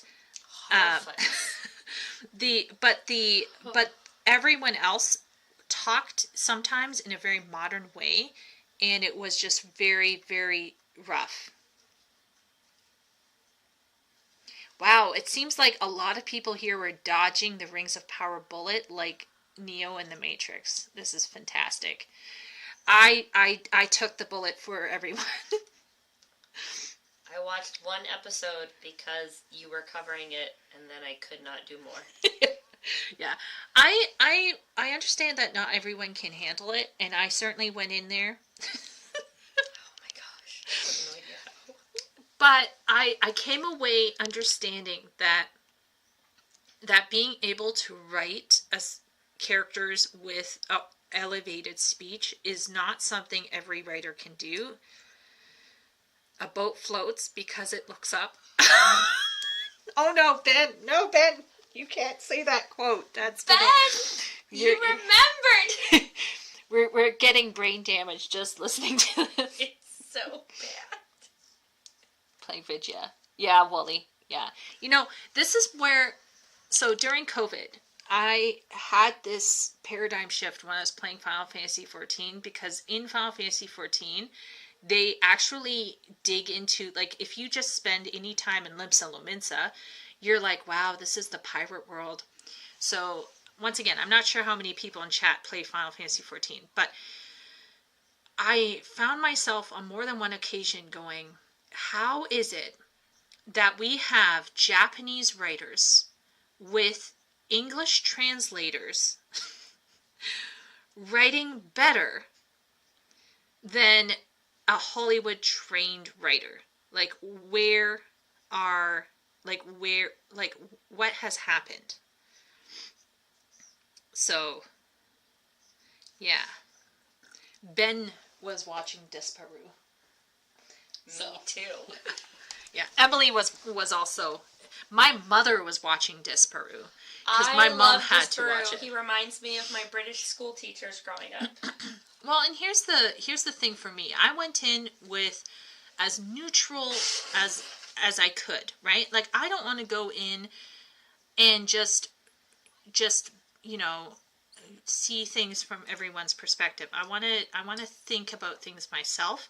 But I did come away with feeling like the writers didn't understand how to write properly. And so certain characters, when they talked with each other, it pulled me right out. The spell was broken, and it was just, the magic was gone. So bad. Yeah, Ben, absolutely. I was recently doing some. So some of you, like I said, I've been playing 14, and I just finished the Endwalker MSQ, so it now says to be continued.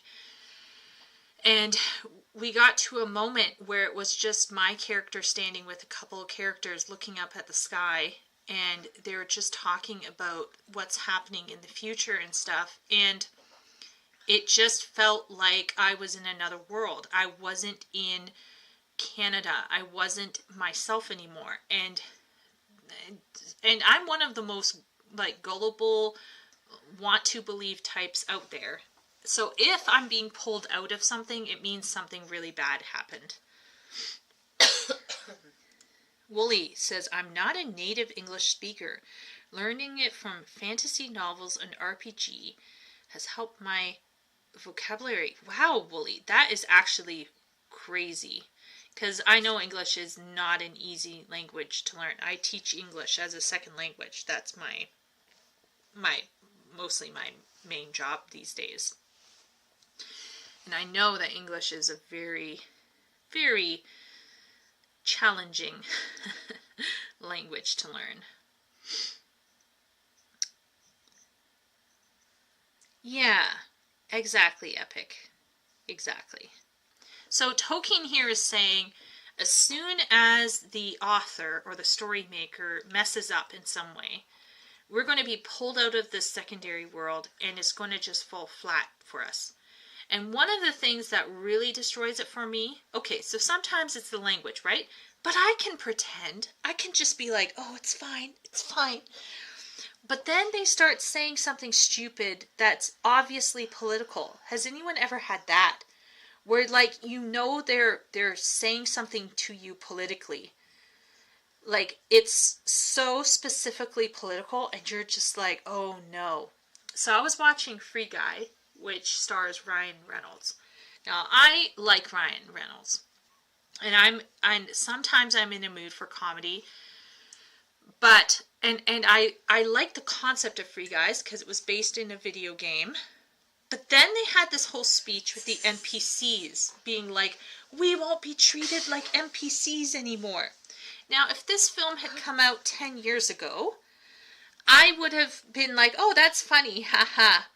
But after the Red Dead Redemption 2 drama about NPCs, and after knowing about the NPC essays that were written in university, and after having gone to a university class where they talked about how the treatment of NPCs by gamers is another real-world application of the oppressed versus oppressor paradigm. Oh my gosh.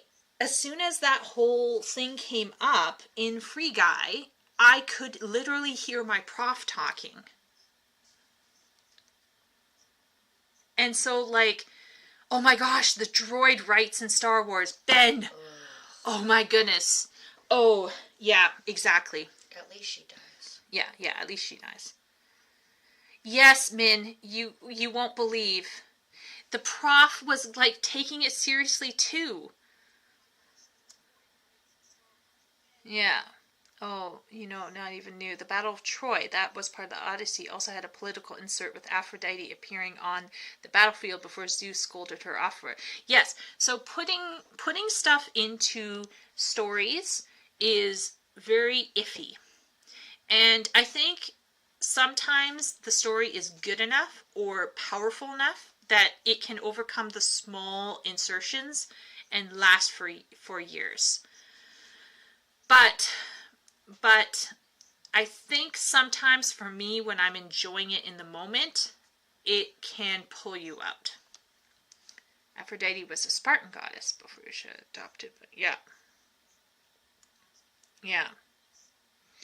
Well, and one of the things we have to understand is that a lot of the mythological stuff was often contextualized in ongoing political issues at the time, but there was the fundamental archetypes of those gods and goddesses could, how can I say this, rise above the more time limited stuff, and it could be I don't know, like it can be enjoyed for what it is now, but definitely I will say, like, sometimes it makes me wonder, like, will Free Guys stand the test of time or not? And I sometimes think, like, maybe not, because there's a risk of being forgotten if you, and I think I've also heard Asmongold talk about this. So if even Asmongold is recognizing this, like, this should be obvious to everyone,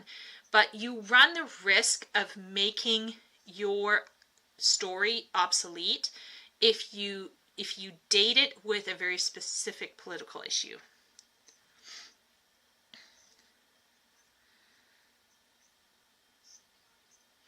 Oh, I had no idea about that, Ben. I had no idea. But once again, I think retconning is fine as long as, it's done carefully and respectfully. Droid rights are sapient rights. Oh, Wooly. gosh. No, Wooly, don't go down that dark path. So once again, I just feel like Tolkien's really hitting on something here that we're currently dealing with right now, right? Like, this is still a modern issue of we're always going to have political ideas or personal beliefs in what we create. It's part of who we are, right? But if it's gotten to a point where, like, you can't even, like, subtly introduce it in ways that are still meaningful, then I think you got a problem. Here's an example. Avatar: The Last Airbender cartoon is actually super progressive. Like, super duper progressive. There is a whole moment where Sokka, who is sexist, has to learn to be, more respectful of the ladies. And if this had been released now, it would be dragged over the coals. Because it would have been, oh, this is a woman telling a man what to do, right? Because we're all kind of sensitive about it. But it's still saying something meaningful. I don't think it's wrong to suggest what it's suggesting, right? Because there are men who kind of need to be corrected sometimes. And there are women also, by the way, who also need to be corrected sometimes about stuff. But what I am suggesting is that if the political climate is very sensitive, putting certain things in is going to, if it's not subtle and if it's not human and respectful and to a certain degree fun or able to laugh at it, like if the story's taking itself a bit too seriously or is moralizing too hard or isn't fun to watch, like all of that will break the spell and people won't want to be there because no one wants to be preached at. Yeah, Min, absolutely. Retcon is a tool. I think a lot of people misunderstand what retcon is. Retcon, when it's done well, is beautiful. It's a work of art. But retcon so often, like you said, Min wrote, whether it's good or not depends on the writer. Yep, it's not often good though, sadly, Yeah, right now. yeah. Well, retconning right now is just terrible. Retconning just means we're going to take that thing you like over there and annex it. Yeah.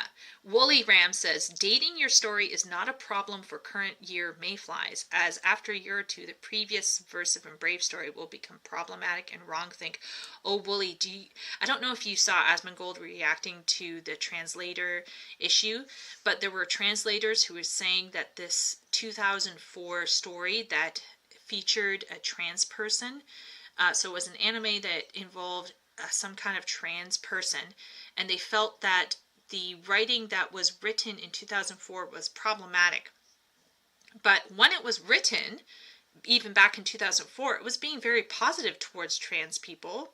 It was being very supportive, but apparently it wasn't talking about it in the right way. So they had to go in, and the translator started retranslating or like changing the original meaning of the Japanese to be less problematic, even though the original work was intended to be supportive and like pro.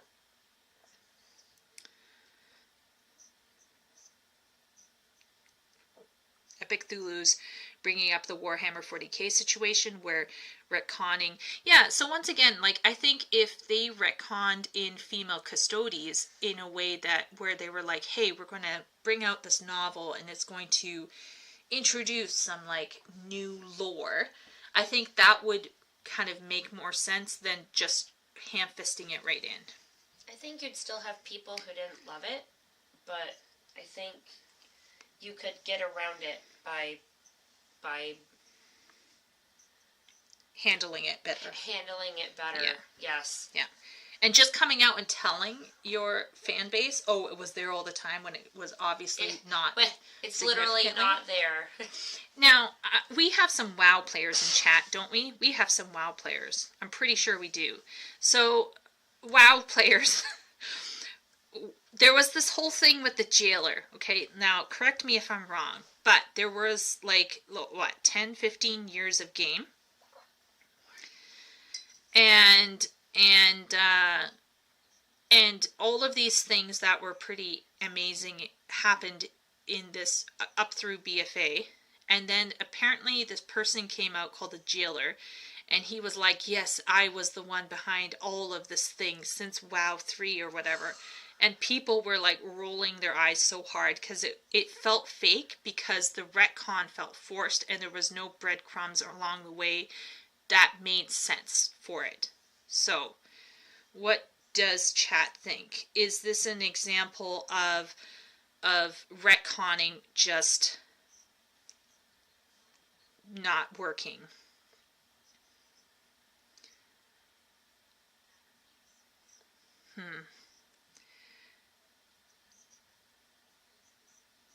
Yeah, Min, I agree. I think we have to recognize that part of ourselves is our beliefs and our worldview, our perspective, and that includes our politics.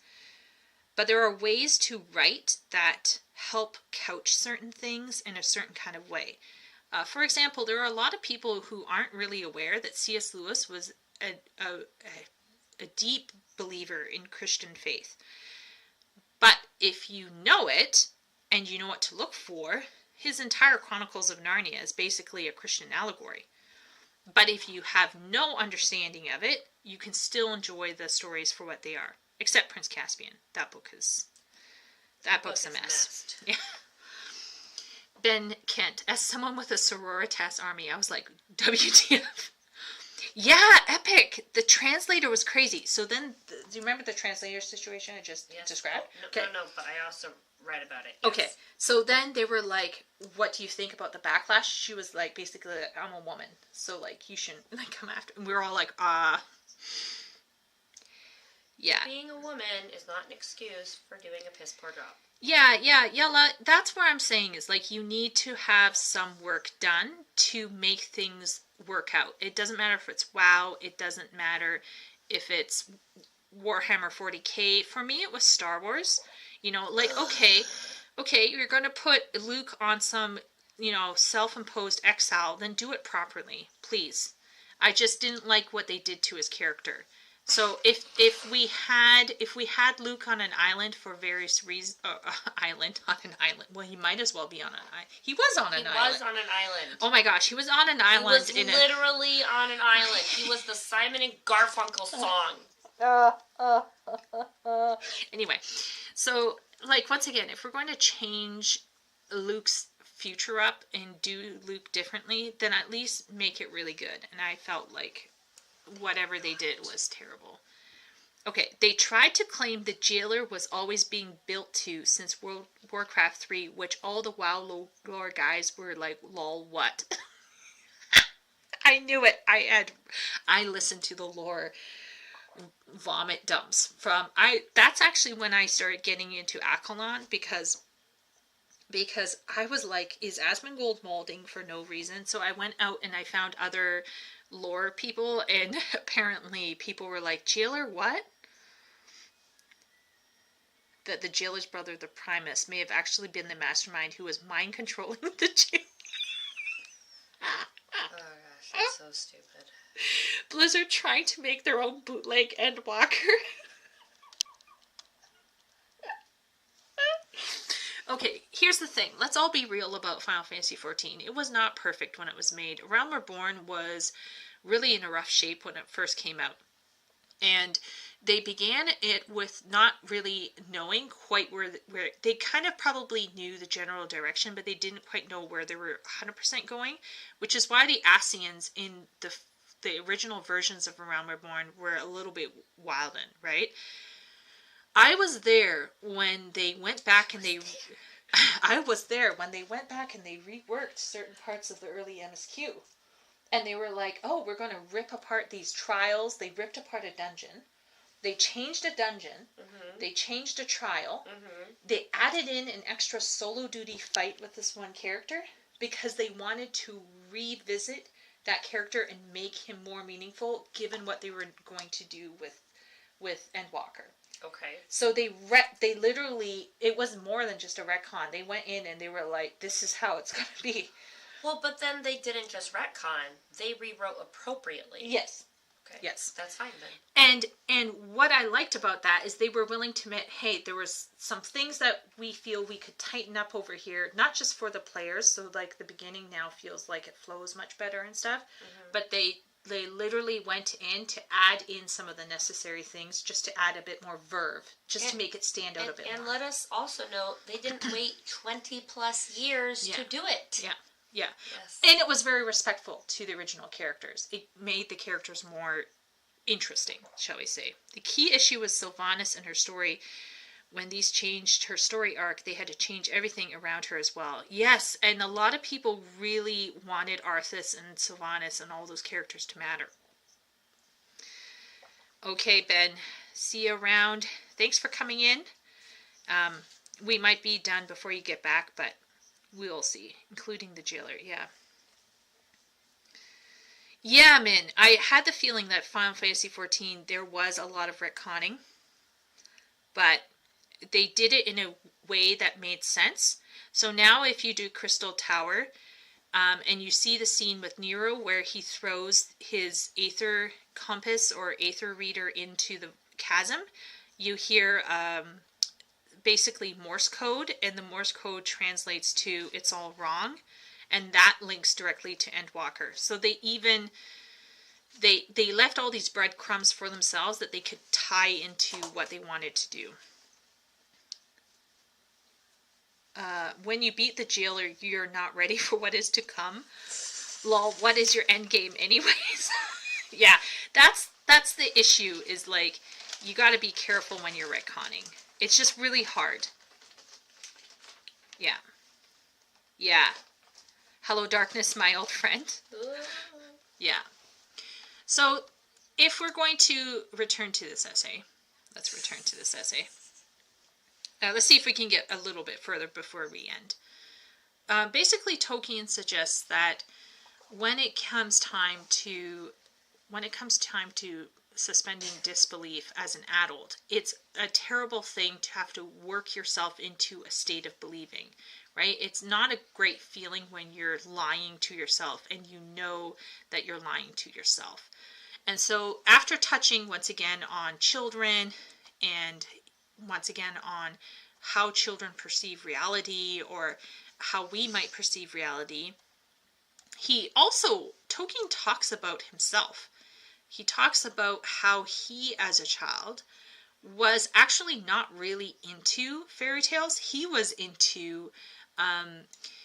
more into scientific and mathematical and other things. He was very much into nonfiction. He says down here, I had no special wish to believe. I wanted to know.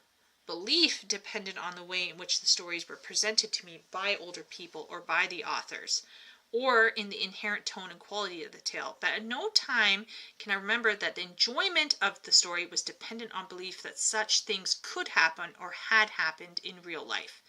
So a lot of people think, oh, in order for me to believe, I have to believe it could happen or it has happened.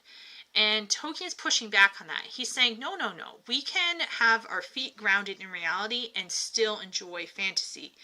And I think he's pushing back against some version of early immersion Andes, perhaps. But what I really find fascinating is that he focuses on something that has been recently contested in video games. Fairy stories were primarily not concerned with possibility, but with desirability. If they awakened desire, satisfying it while often whetting it unbearably, they succeeded. Okay, so let's get into this, because right now we're having video games being lambasted because they have sexy women in it. Now, they don't have sexy women in it. Well, did you hear about the Stellar Blade drama? Yes. Okay. I think it's hysterical. Well, did you know that Stellar Blade is killing women? Wow. Is it like Eternals saving lives? Let's see. Let's see. Has anyone here heard about the Stellar Blade drama? Oh my gosh.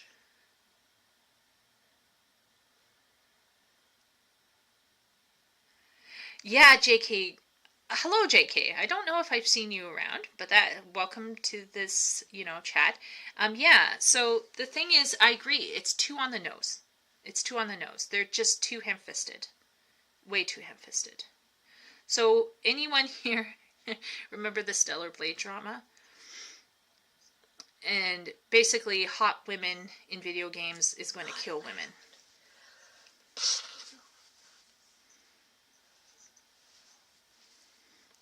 Hello, JK. Sorry for the terrible sound, by the way. I'm traveling. I'm in America at my friend's house, so things are a little bit sketchy. It's not because of America that things are sketchy. Let's be clear. Yeah, it's not America. It's my Steam Deck.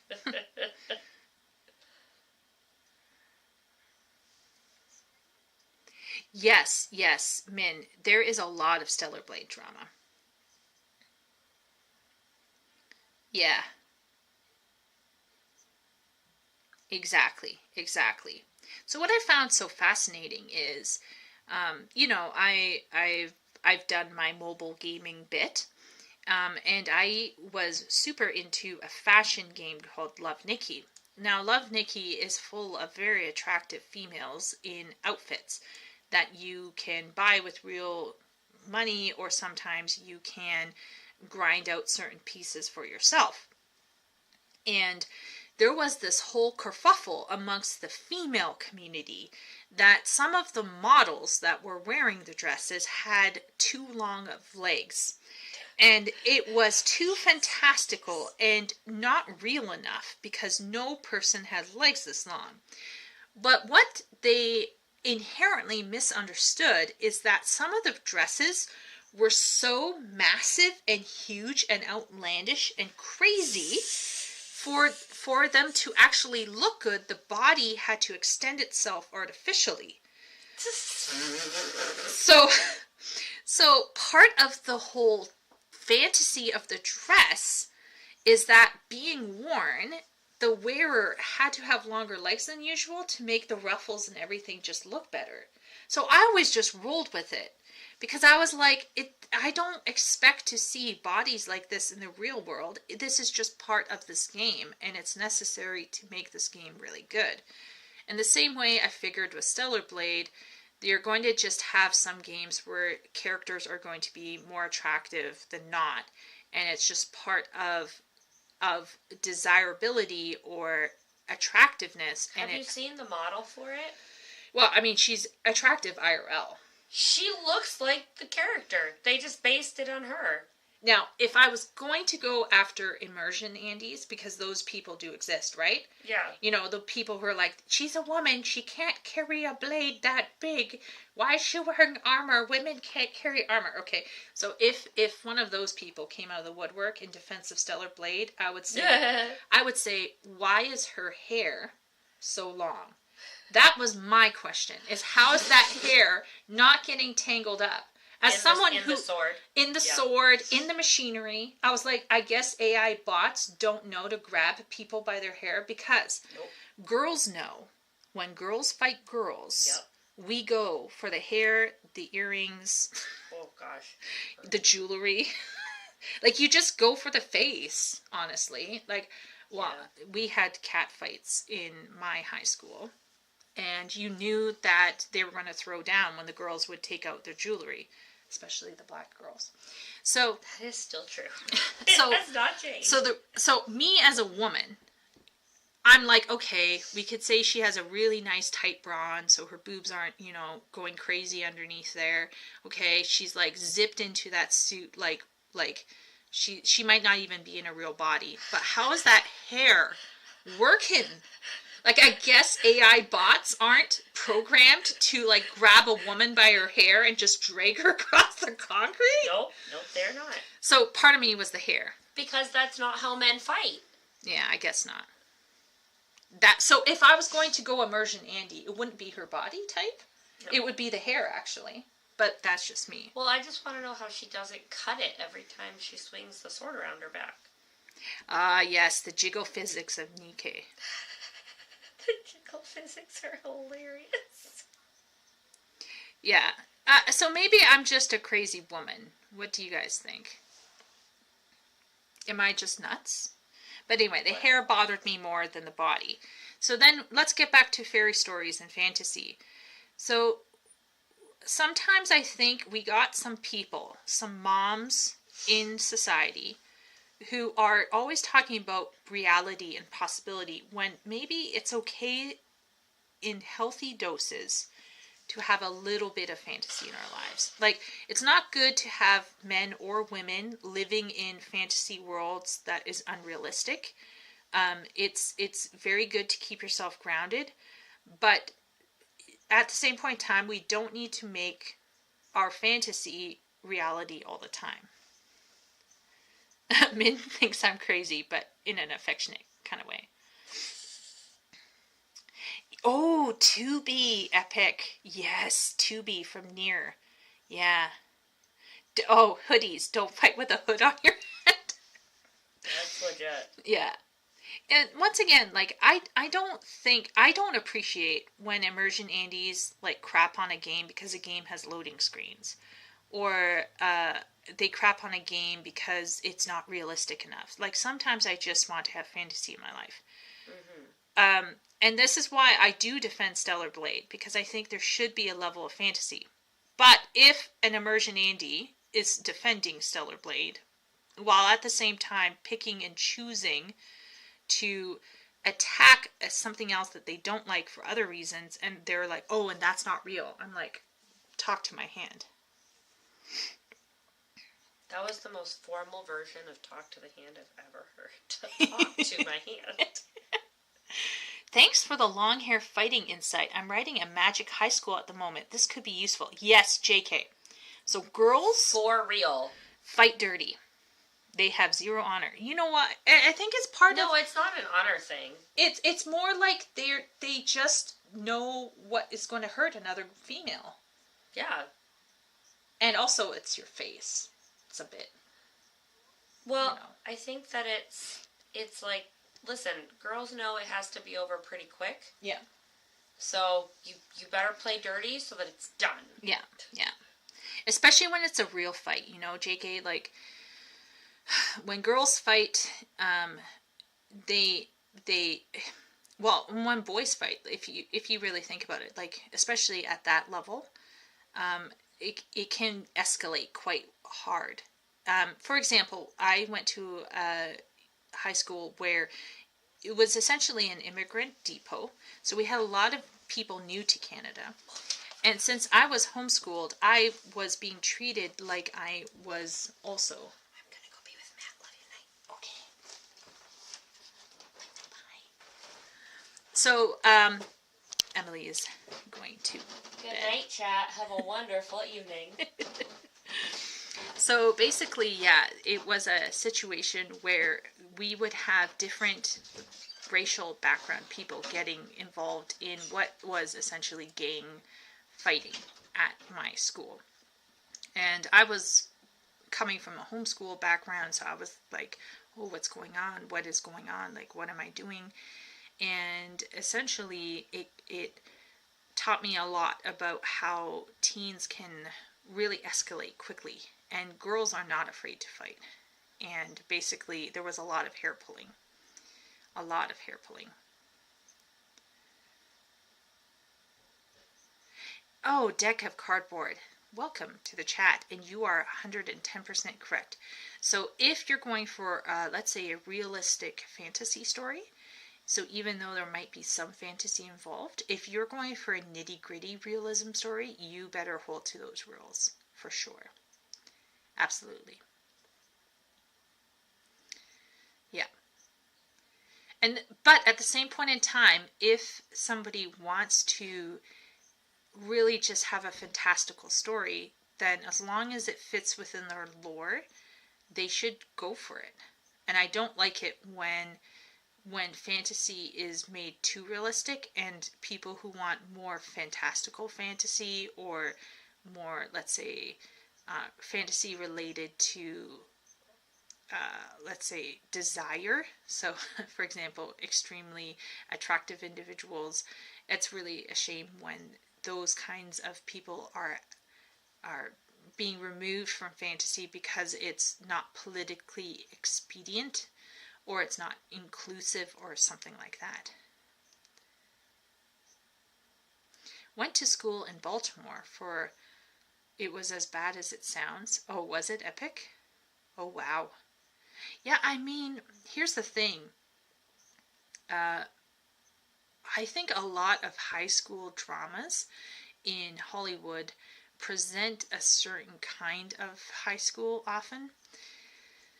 And then the high schools that they do show in more gritty imaginings can also sometimes be true IRL, but have it becomes more cool and less sordid.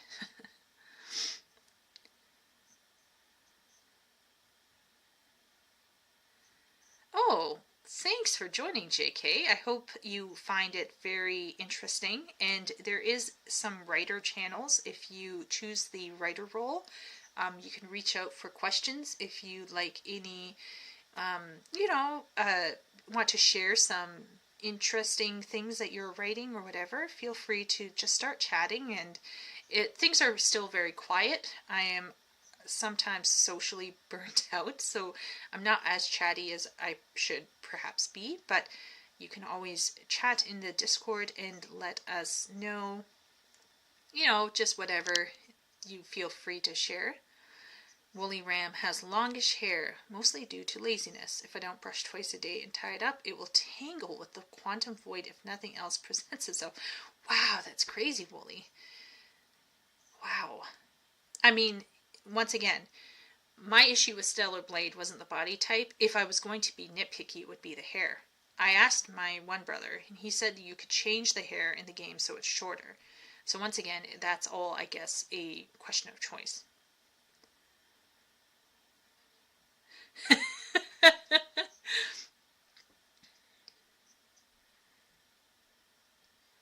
Ooh.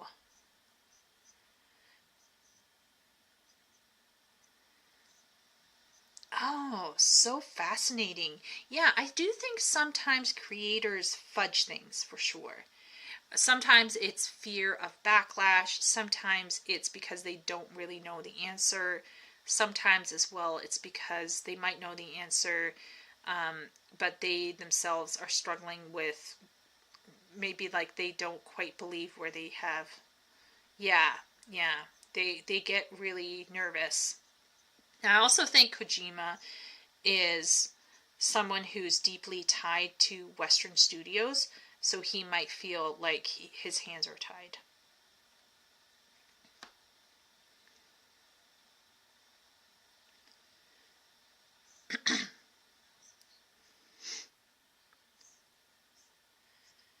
Yes. So see, here we go, chat. The reality is like, once again, I think there is a very it's positive in some ways because it's nice to see real people being represented, right? I'm all for having real people being represented when it works with the story.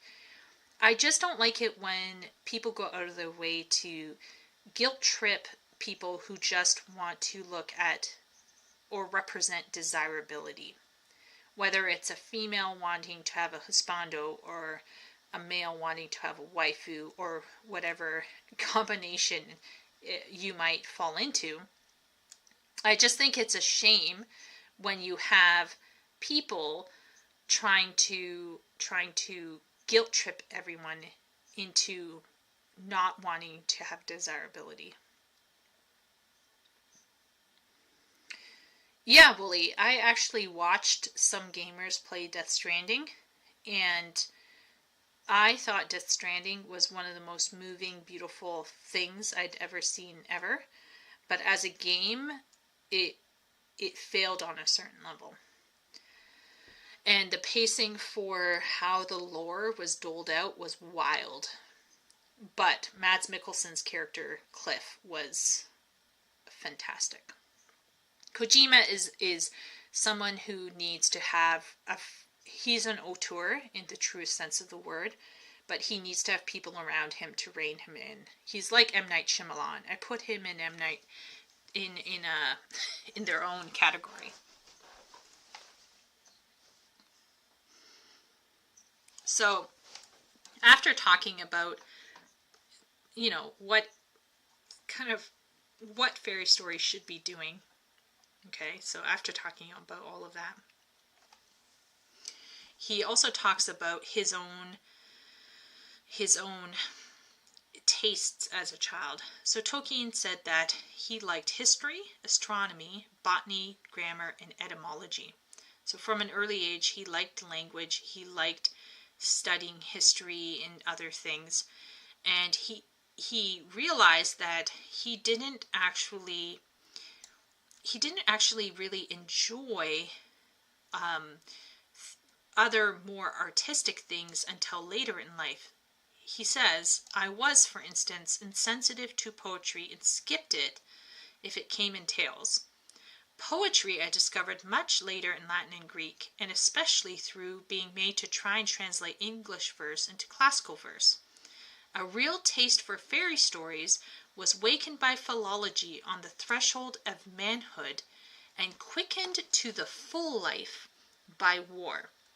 Now, I saw in chat someone said, let's see if I can find it.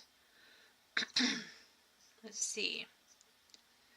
Someone said something up here about World War I. Who was it?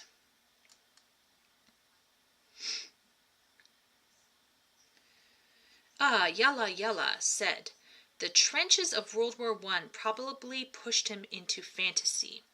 And Yalla Yalla, you are correct.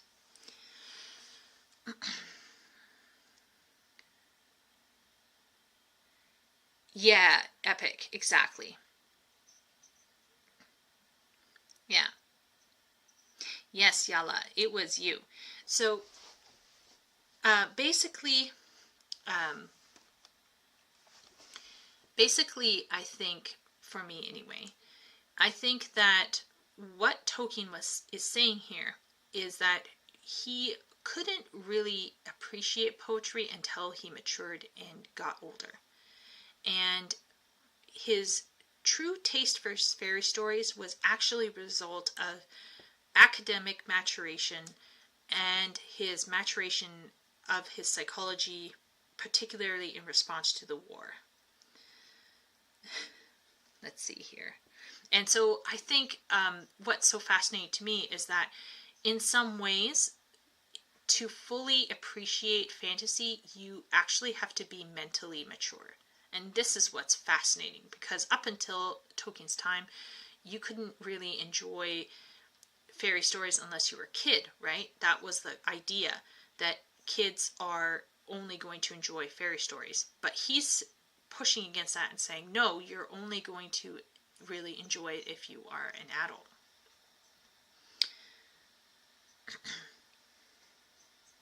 Who gives a flying flip about how a Georgian woman 3 years on guarantee looks like? Yeah, look, this is where I think once again, this push to be inclusive, I can see where it's coming from, potentially a good place, right? Potentially.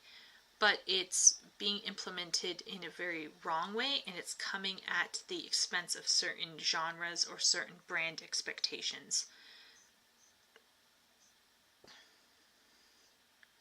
Yes, you're right, Yala. I think war, life experiences, or personal trauma can transform an individual. And for Tolkien, World War I in particular was incredibly impactful, and it impacted a whole generation of people, men and women. But men, being on the front lines of the war, came home heavily impacted, and this actually created a whole generation of people called the war poets. I studied the war poets in university, and you had a whole bunch of men really questioning certain cultural expectations or certain things. And Tolkien came out of it with a desire for something more, really. And I think it pushed him into his faith even more deeply, and it really got him interested in things like fairy tales. Yeah, yeah. Well, and you know what's really sad, Woolly Ram, is that some of the forced inclusion is so slapdash and not very respectful. It's not even really true to what is, it's not even representing people properly sometimes. Like, it's just really, really rough.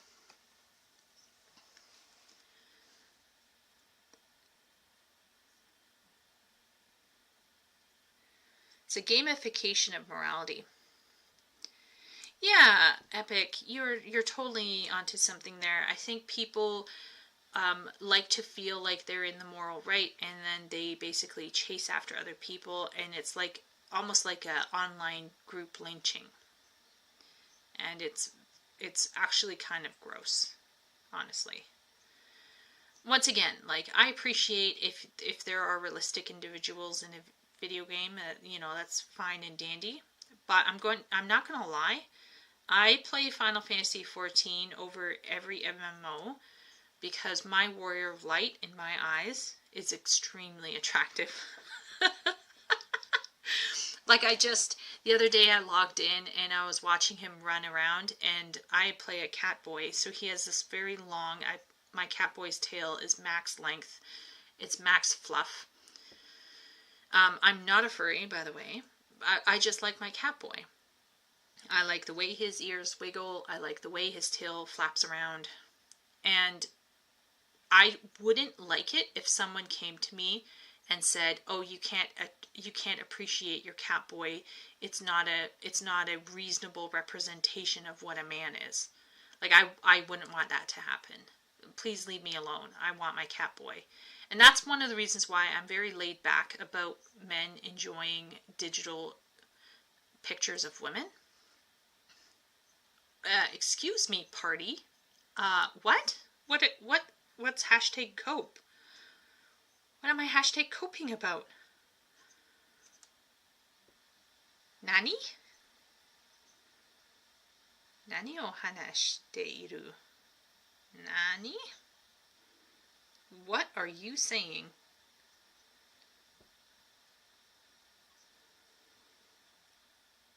I feel like my sister is throwing shade at me. I feel like the shade is real. But, once again, I have no issues one way or the other. The furry statement. I am not a furry, okay? I am not. But I will say, like, as long as it's within reason and your feet are still grounded at home and you're living a fairly healthy life and you have connections and things like that, I don't see where, enjoying some fantasy is all that wrong. But that's just me. I think this inclusion thing is just wild. And you know what's really wild is that some of these women, particularly who talk about it, are themselves very exclusive in their tastes when it comes to men. So, So we're going to just quickly go through here. And Tolkien talks about children here. He basically pushes back against this idea that children have the cornerstone on simplicity. He suggests that children are actually very, very black and white and can be quite negative. I have to have a healthy life to enjoy it. Oh, Deck, yeah. Yeah,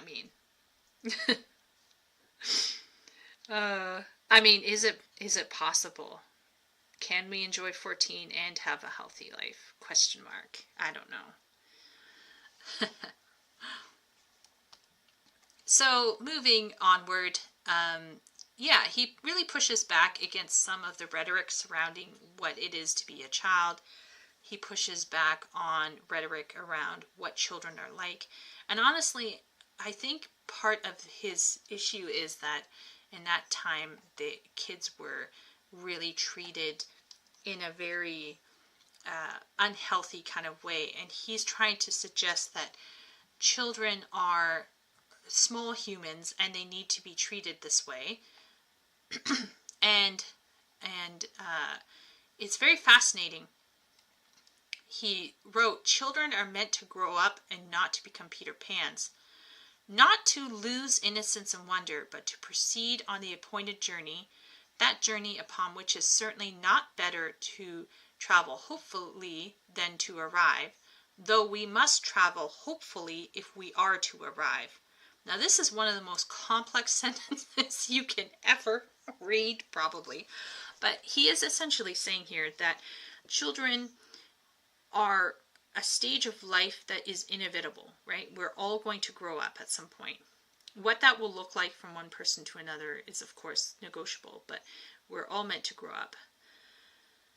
However, in this process, innocence and wonder will be lost, but they don't have to be. And as you go on this journey of maturation, it's really important that you get there. And the idea is that you might not get there with your innocence and wonder, but like with this hope that children have, or this ability to believe or whatever. But if we are going to arrive at a true state of maturation, we actually do have to maintain a certain level of innocence and wonder. So it's a very complex concept here that he's talking about. And it's very important, I think, for us to remember in this day and age. He says it is one of the lessons of fairy stories, if we can speak of the lessons of things that do not lecture, that on callow, lumpish, and selfish youth, peril, sorrow, and the shadow of death can bestow dignity and even sometimes wisdom. So, once again, he's saying that these stories are not intended to be lecturing people, but they still have lessons. And that basically youth that is selfish and immature and ungainly can become dignified and wise. Hope is the first step on the path of disappointment. Well, I mean, that he is basically suggesting that in losing your innocence and wonder, aka becoming disappointed, is in fact a high risk in life. Like, you are going to be disappointed, or you are going to lose your innocence and wonder. But he is also arguing that fantasy can play a significant role in reclaiming that innocence and wonder. And that's what he gets into here. Okay, so he gets into the role of fantasy, and here he covers 4 things, which is fantasy, recovery, escape, and consolation. So he goes into 4 things that encapsulate the importance or the gift that fantasy can give us. So fantasy can give us a way to live in another world, which is the fantasy of something. Fantasy can help us escape what is disappointing or horrible in our life. Fantasy can console us or comfort us. And fantasy can also help us recover. And these 4 things is what he covers in this next little segment here called fantasy. So he covers all 4, where he talks about this concept of fancy or fantasy, where we can experience new or strange experiences, and these experiences can only be created fully by people who really know what they're doing. So authors who know how to write well can draw you in, and you can literally use not just your imagination. It's more than that. It's you're sucked in, and you can't but help believe. So it's not suspending your imagination willingly. It is more than that. It's even more. So let's do a little. Let's see if I can do this here. I'm going to do notepad. So there's like 3 levels. So we can say we will have crappy writing, and then we will have okay writing, and then we will have good writing, and then we will have S tier writing.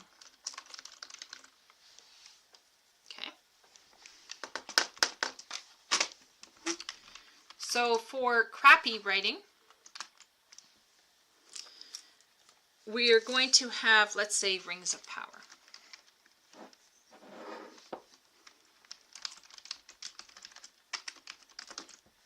Okay.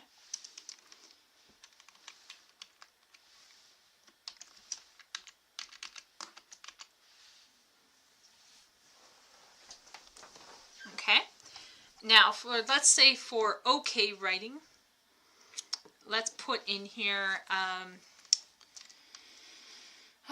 what would be okay writing, everyone? What do you think is like middle tier okay writing?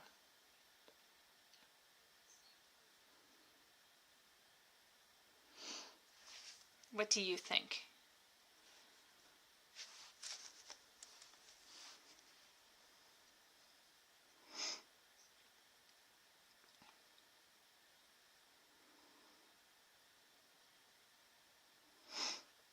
Any opinions? What would count as okay writing?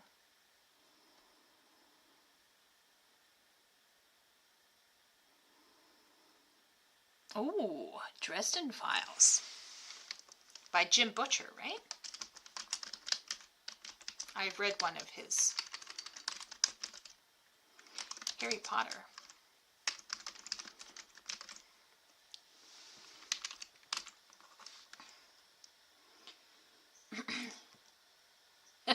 Epic is like having a crises over here, probably. Okay, let's say that we need to delineate. Okay writing is not bad. It's competent. It does its work. Old Marvel. So like the old Marvel films party, like the first Captain America, the first Thor, and all of that.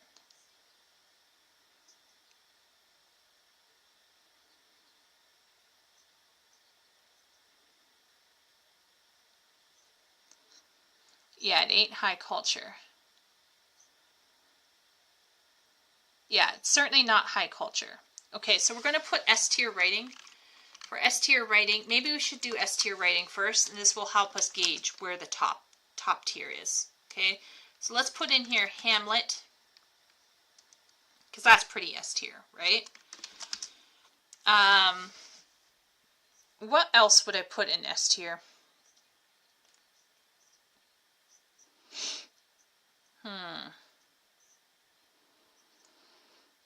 Maybe like Wuthering Heights?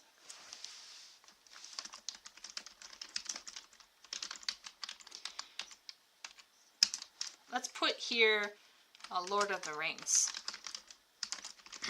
in good writing. We can put... Where do people think Wheel of Time would go? Like the original Robert Jordan Wheel of Time.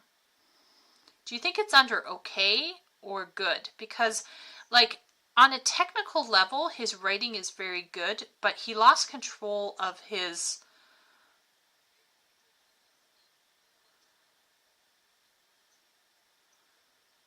Okay, so we'll put Midsummer's Night. Midsummer's Night. We'll put it in because we don't want Wooly to night dream. Mistborn goes with Dresden. Okay, what is Mistborn? Mistborn.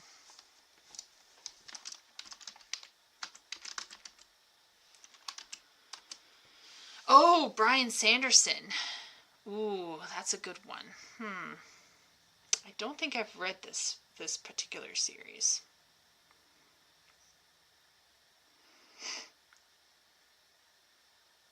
Wooly says Wheel of Time goes in the trash. Yeah, didn't he kind of lose control of his books as time went on? Is Mistborn that good, Epic? Okay, I'm willing because I have read some of other Brian Sanderson stuff. So, you know what? We're going to put him in good writing. Okay? He's done some good work. So let's put Mistborn in here.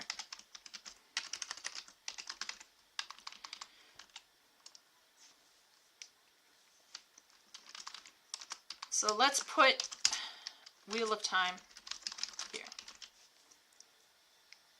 Now, I like it a lot, but let's all be real here.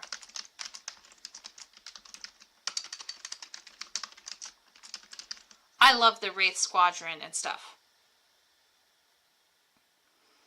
True.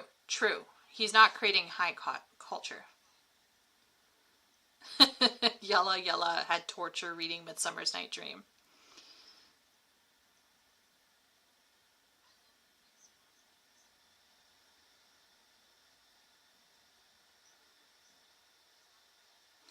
Oh, where would I put Malazan Empire? Oh gosh, where would I put the Malazan series?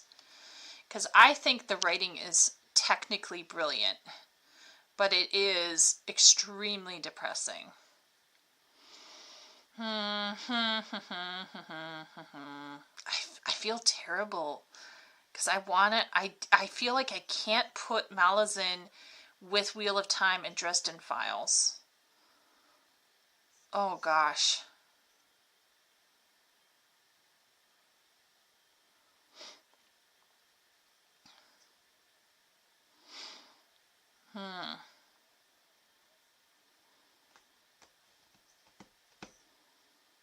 Should we have a fifth tier? Should we have something in the middle here?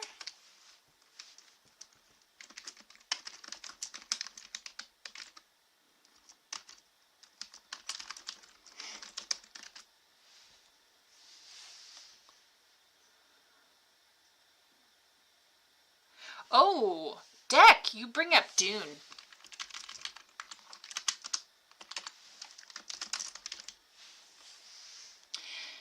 I'm going to put Dune in good. And here's how I'm defining stuff, okay? Because let's define some stuff here, okay? Crappy is when the technical writing, how the sentences are structured, and how the direction and pacing and flow of the story just doesn't work. But S-tier writing requires not only a superior grasp of English and sentence structure, but it also has to stand the test of time and be meaningful for a wide range of audience. Yes, Shakespeare is technically modern English, Yalla. Middle English is in its whole other. Middle English would be Chaucer's Canterbury Tales. And Old English, I studied Old English in university, and reading it is a pain. But Old English doesn't even look anything like it. It's very, very, very different from what we know today to be English. Old English is in its own little category. This is Middle English. I'll show you what Middle English looks like. Is anyone here familiar with Middle English? Sumer is Ekumen in. So this is Middle English. Let's see.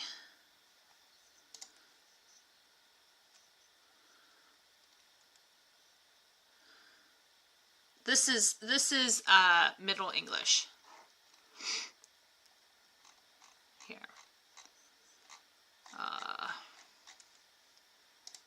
There's not just the language. Here's the lyrics. Let's see. Here. This is Middle English right here.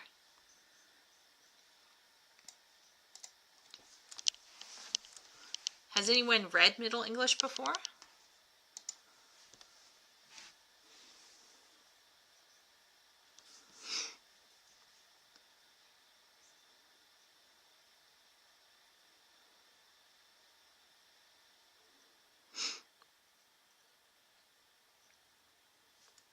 Anyone read it? So it sounds different. Like I can't, like, me trying to read this would probably make a lot of British people cringe so hard. So this it says, Summer is ikumen in ludhe sing cuckoo, groweth said and bloweth med, and springth the wood new sing cuckoo, awa bleteth after lom, luthe after calvacoo, bullock starteth, book veriteth, moody sing cuckoo, cuckoo, cuckoo, while singest through cuckoo, ni svik through nower new. Like, I'm telling you, this is Middle English. This isn't even Old English. Old English looks like kind of is more heavily influenced by Latin. Oh, is it too low? What about this? Can you see it kind of better now? How about that?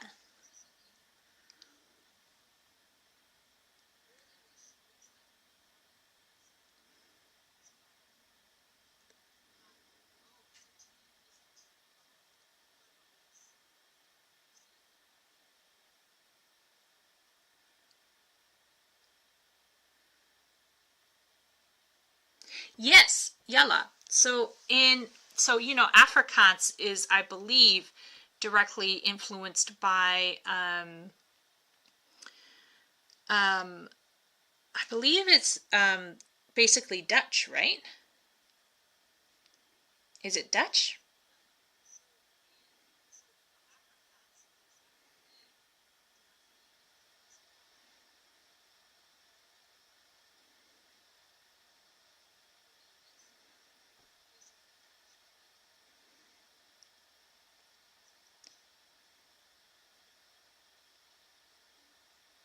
Yeah. Okay, so yalla, Middle and Old English is heavily influenced by Germanic language and Latin. So it doesn't look the same. So that's Middle English. That's Middle English. So if we go back here and we consider our list here, we have stuff that's technically written poorly and narratively is bad. Maybe it has like propaganda in it, or it has heavy, ham-fisted political stuff, and it has, for example, let's say it's very poorly written in many. Yeah, Sumida is a Kuman in, yeah, deck, yeah, Ikemen, it's Ikemen. So anyway, so crappy writing is, I think we can say it's not working on all levels.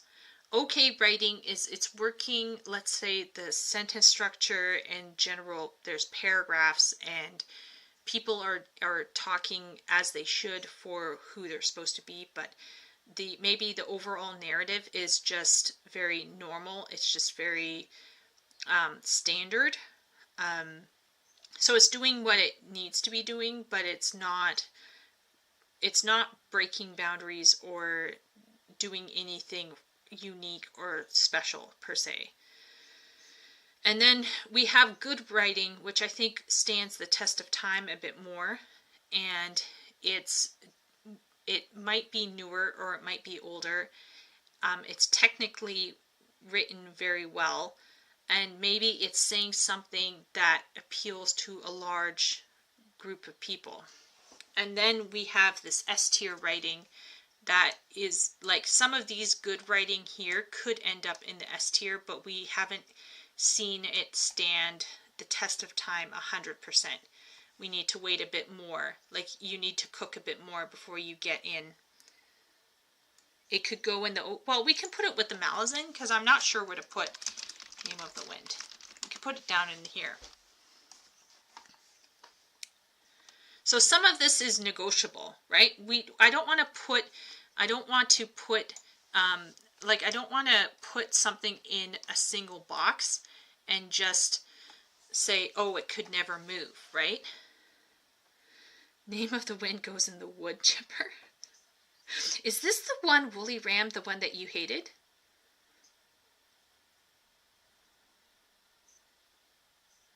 The one that you think will, like, give me brain rot?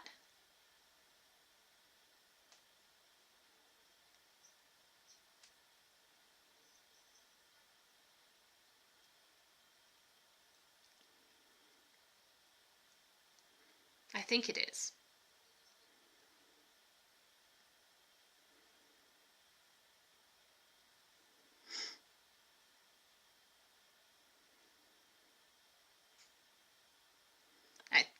I think it is. So basically, if we look at like these lists here, we can see that there's like degrees of writing, and we can go Name of the Wind goes in the, okay, we'll go Name of the Wind, Name of the Wind. Maybe we should move it down. We'll put it in here. Maybe not as bad as Rings of Power, but not great. Maybe we shouldn't put it next to the Malazan Empire. That would like be spitting in the face of the Malazan people. So we'll put it down in the kind of crappy section. Like maybe not as bad as Wattpad, but still pretty bad.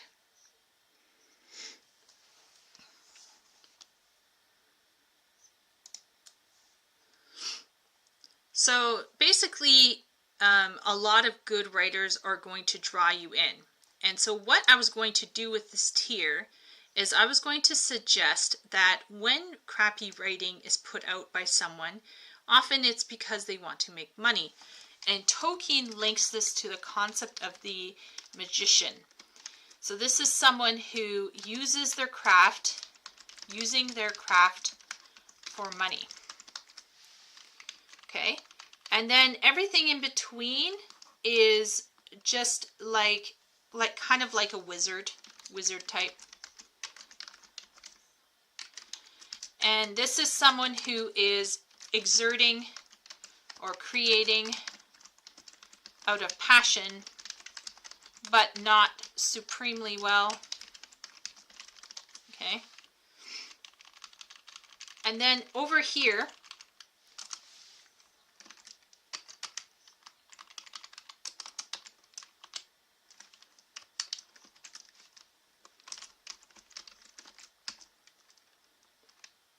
and then there's another term that he uses that is called, that he refers to as elves. And these elves,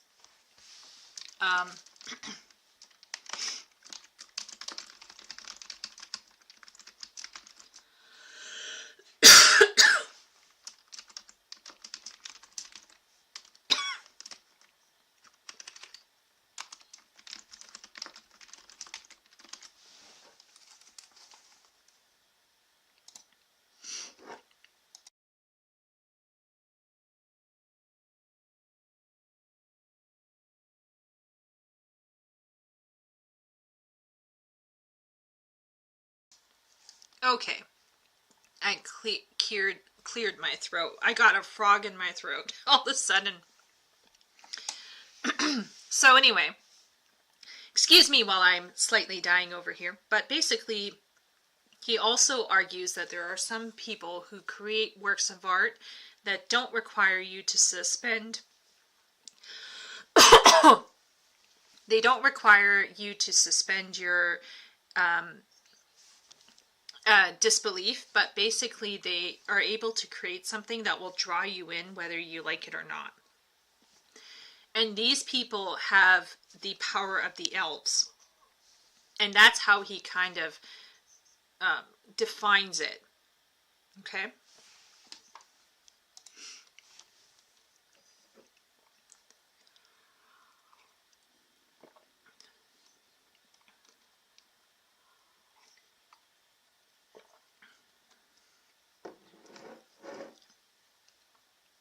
Now over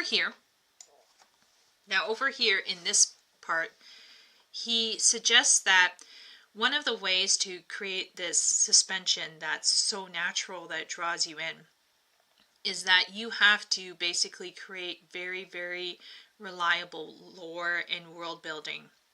It requires a lot of skill, and he says it will demand a special skill, a kind of elvish craft.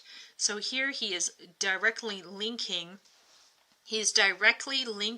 this positive or very powerful form of art making to the elves. So you can see here, he is trying to basically say there are going to be some things that you can fake yourself into kind of being there and you can enjoy it. But there's some stuff that is just being made for money, and it's basically abusing art in a sense because it's just a monetary thing. So what do you all think? Do you think this is a valid way of looking at creativity and content creation? Like, where do you guys think this? Do you think Tolkien is onto something here, or do you think he's off base? What do you think? Because right now there's a lot of talk about how game development has become subsumed into just making money. Ooh, like modern music. Yeah, Yella. Yeah, absolutely. Just like modern music.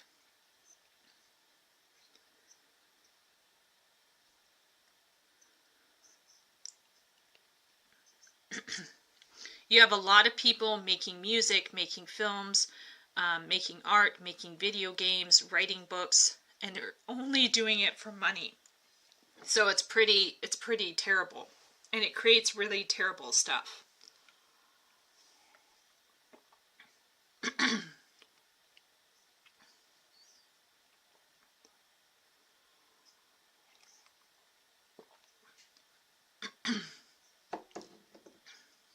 I'm sipping tea like a fiend right now. So I'm sorry for everyone if you have to hear me clearing my throat like a gajillion times. So it's just very fascinating to me.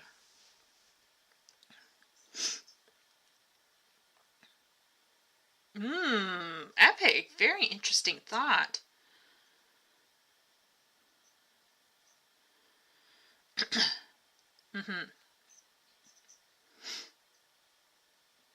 Woolly. Yeah? Yeah.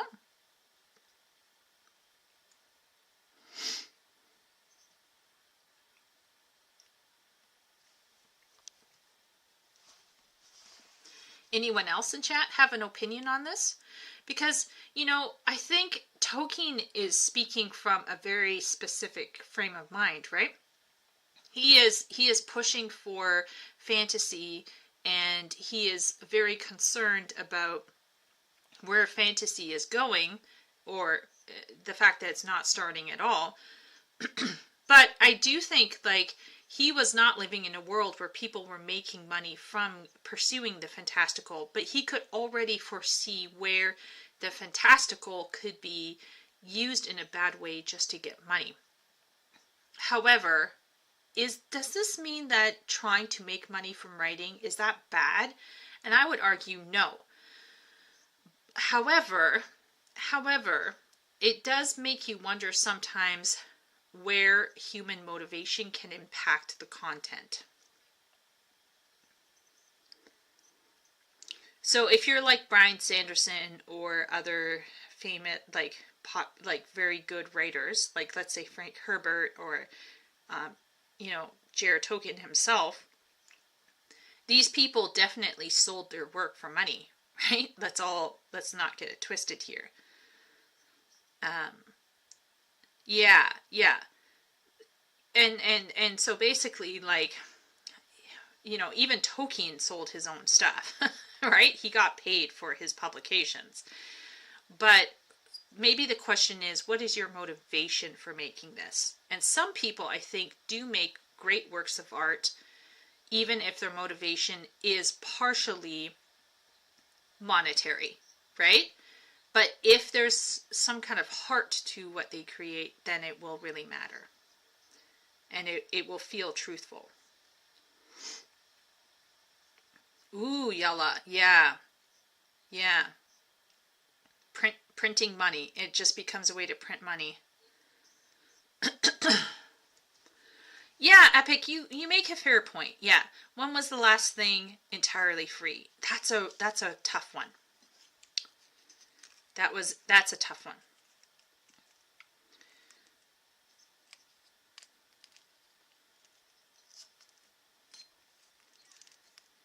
I think there are some rather decent art made may pay people forced under an oppressive system, even if it's just struggling under capitalism, like Transformers.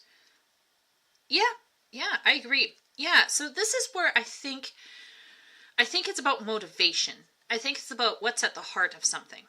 And so he is talking about people who are just there to make money and to like rip people off, maybe. And that can create crappy content because you're just making content. You don't care. It's like quantity over quality. So that is definitely an issue. But I have to disagree with him a little bit because, like everyone is pointing out here, there are ways for people to be professional and there are ways for people to create something meaningful, and you are going to make money at the same time. What's the harm in it? Yeah. Yeah, exactly, Yella. There has to be some love of the thing. Now, I don't know about anyone here, but sometimes there are these people who talk about, they get into this rhetoric and they say things like, oh, they aren't passionate about what's going on.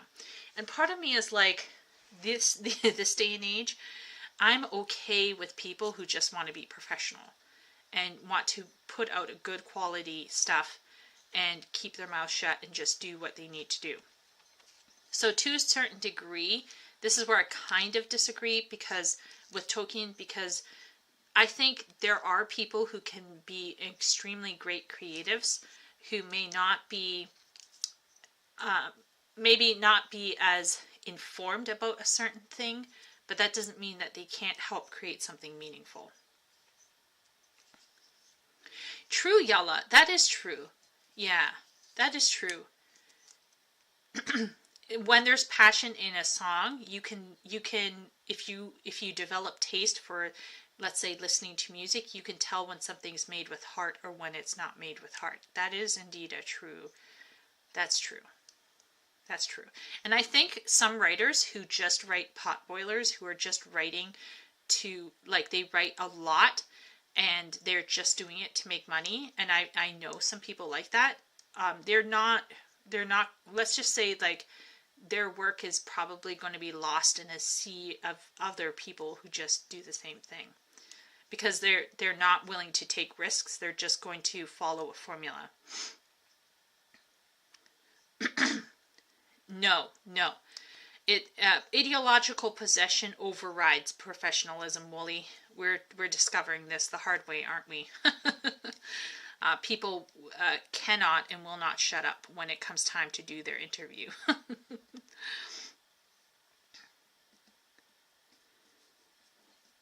Oh, Yella. Okay.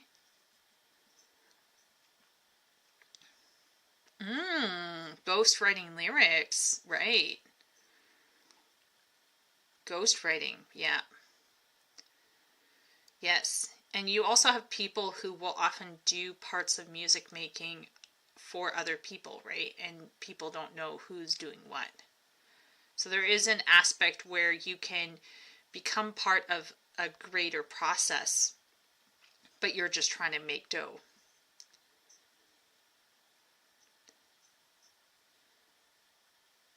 Oh, good point, Yella. Yeah. Well, isn't that the difference between someone who's been trained and is, like, deeply passionate in that form of art? And so it's kind of like watching, I don't know, like Rembrandt paint or Van Gogh paint. it's like the difference between that and somebody who's just trying to sell stuff. It's different, right? I'm assuming it could be. Maybe there's some overlap between potentially creating art and making money, but that overlap is very narrow. Maybe we could say that. So,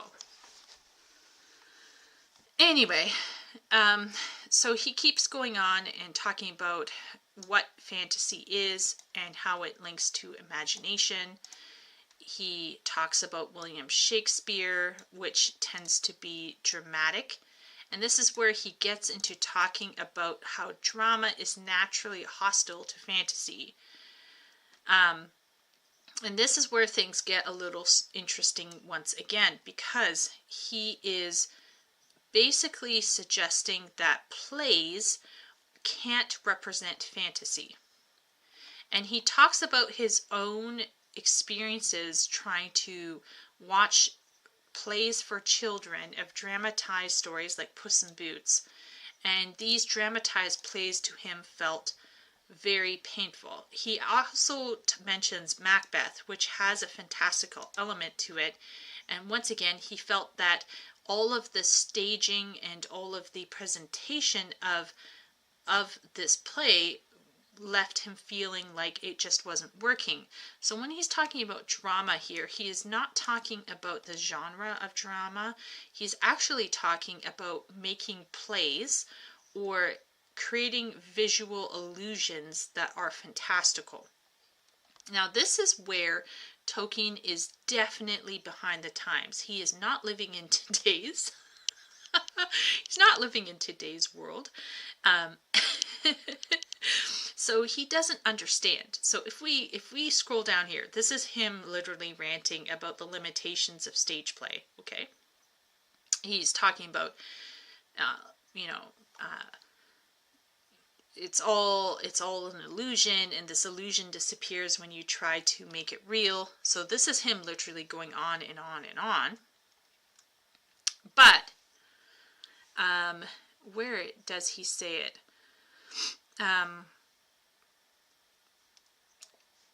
So he talks about the limitations of stage plays here, and he also talks about dreaming. Remember how I talked about the magician?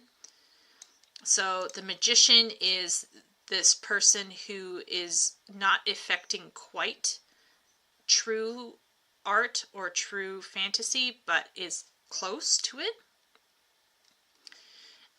He talks about enchantment. So this is the power of elvish craft, where you draw people in and they don't even realize that they've been drawn into the story. So remember here, we had this thing here. Enchantment happens here.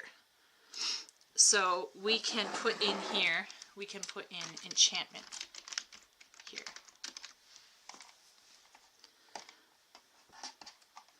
Okay. So this is kind of where the enchantment goes.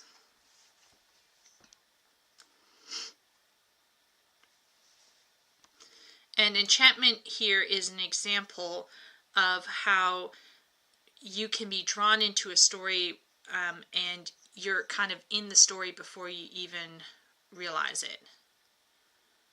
And fantasy can achieve this in very special circumstances.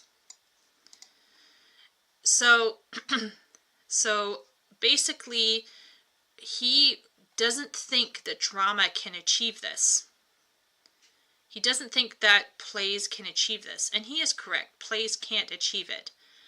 But he's writing during a time period when film is very limited and CG doesn't exist. And he doesn't know what we're going to achieve in the 2000s, in 2024.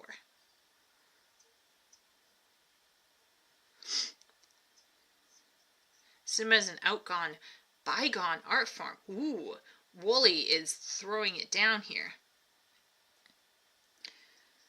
Without the human warmth. Yeah, I definitely think that modern film and TV can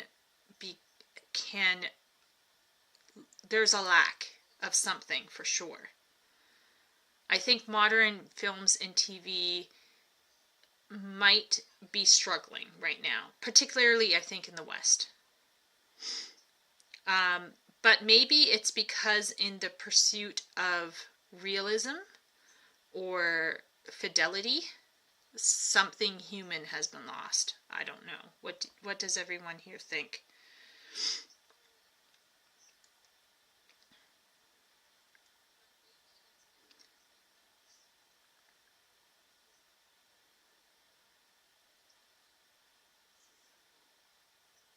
Human condition / experience? Yeah? Yeah, I mean, it's a big question. I think Tolkien,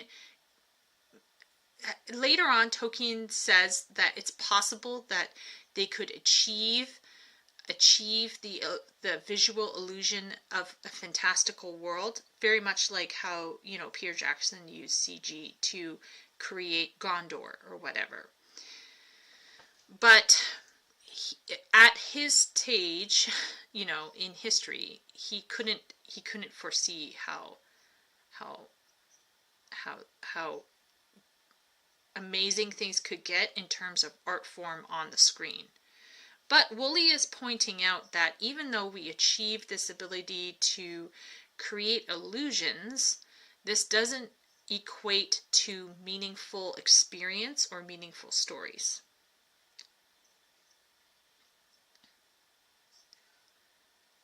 Yeah, epic. I agree. Yeah. Or even, I don't know if any one of you saw Red Dead Redemption 2. My brother played it, and he had to go lie down. So it is fascinating to consider how real sometimes these video games can get. Now, once again, that doesn't mean that it's always right or good. Like, the end result may not always be warm or true or enchanting, right? But yeah. Oh, yeah, that's true, Yala. It really, you have to do a lot of the heavy lifting, right?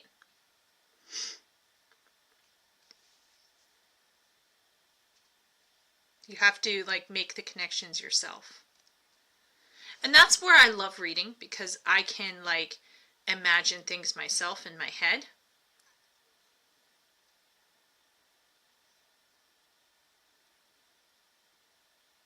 True, epic. Yeah, it might be a matter of perspective.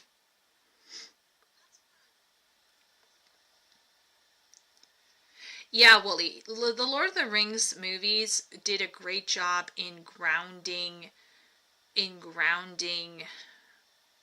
the world by using real stuff on top with the CG. It wasn't all CG. Yeah, the Black Panther movie for me, oh, yeah, that was rough. I guess for me, I really wanted to see an alternative answer to utopia from a truly African perspective. But perhaps what we got was an African American perspective. And I don't think that's necessarily, that should never be a bad thing, right? It's very important to hear what African Americans have to say about things, because that is a valid perspective to consider. What do African Americans view as a perfect society? That's something that would be so amazing to dig into, would be, what if an African American wrote their version of a Star Trek? How different would it be? In what ways would it be different or the same? And that to me is so fascinating. But if you're posing it as African, this is where things I think got a bit hard for me, because in the end, Africa's Wakanda ended up being simply a regurgitation of European society, if you think about it. Like, yes, they had the duels and the combat, and everyone was wearing African, garb and had those things, but it just felt like ultimately they were feeding the Western notions of development. And that's where I felt Black Panther failed for me. I wanted to see how we could recreate notions of human development in a new and different kind of way. And I think that's why it was a bit cringy for me. If that makes sense. Hopefully that makes sense. But once again, Black Panther is a very divisive subject, and I know it means a lot to a lot of people. It's a tough one, because for some people, Black Panther is representing them.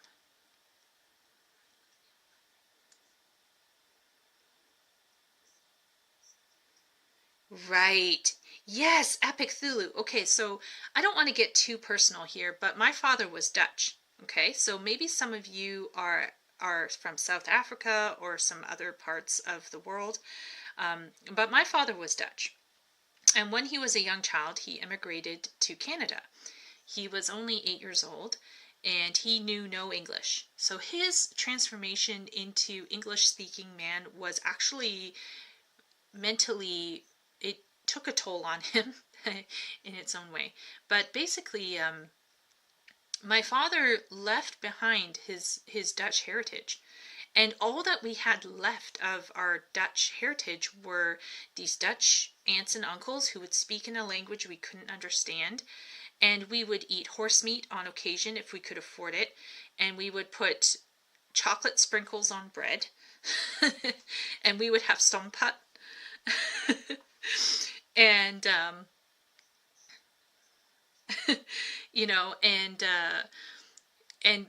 and I had all of these breadcrumbs of what was my father's culture and what was my Opa and Oma's culture.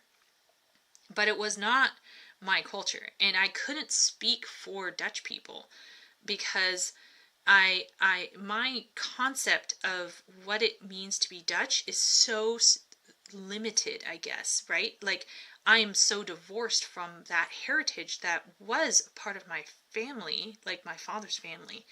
And so I think I kind of understand where you're coming from, Epic, in a kind of a tangential way. I hope I'm not being too disrespectful here, but I think it's Asians also struggle similarly, where they have this connection that's very tenuous with their homeland, but they have created for themselves a new world. And I think that's totally fine. And that's where I'm saying I think it's fantastic if African Americans want to make an African American concept of the good living for African Americans. But I just was a bit concerned that this conception was being baptized in the name of being African, and there is some distinct differences.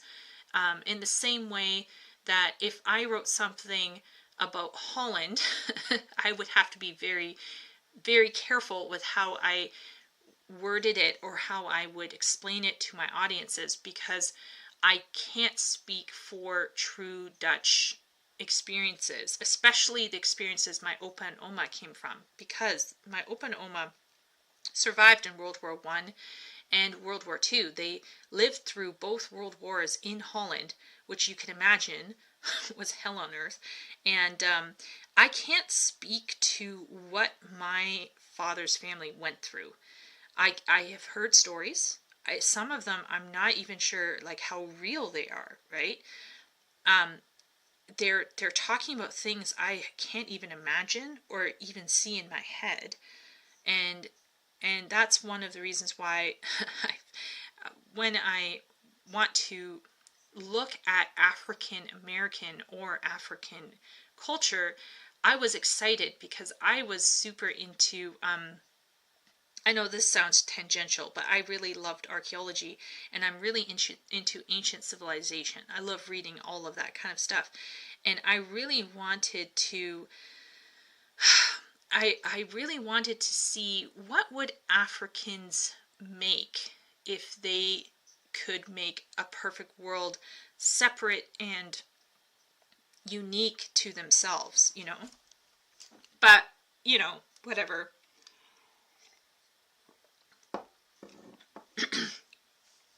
I will say Black Panther,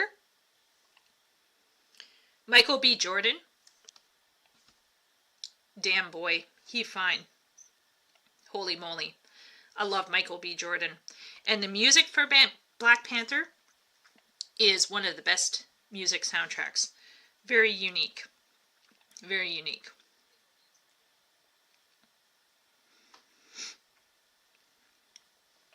But I felt a little disappointed. But maybe, once again, I have a different view on it. And maybe for a lot of African Americans, that represented something meaningful. It represented them. And I think that that's very valid. That's a valid way of looking at it. Which tells you that in many cases, the enchantment may depend on the negotiation of the person who's involved in it. But I would argue that, how can I say this? If we're talking about the enchantment,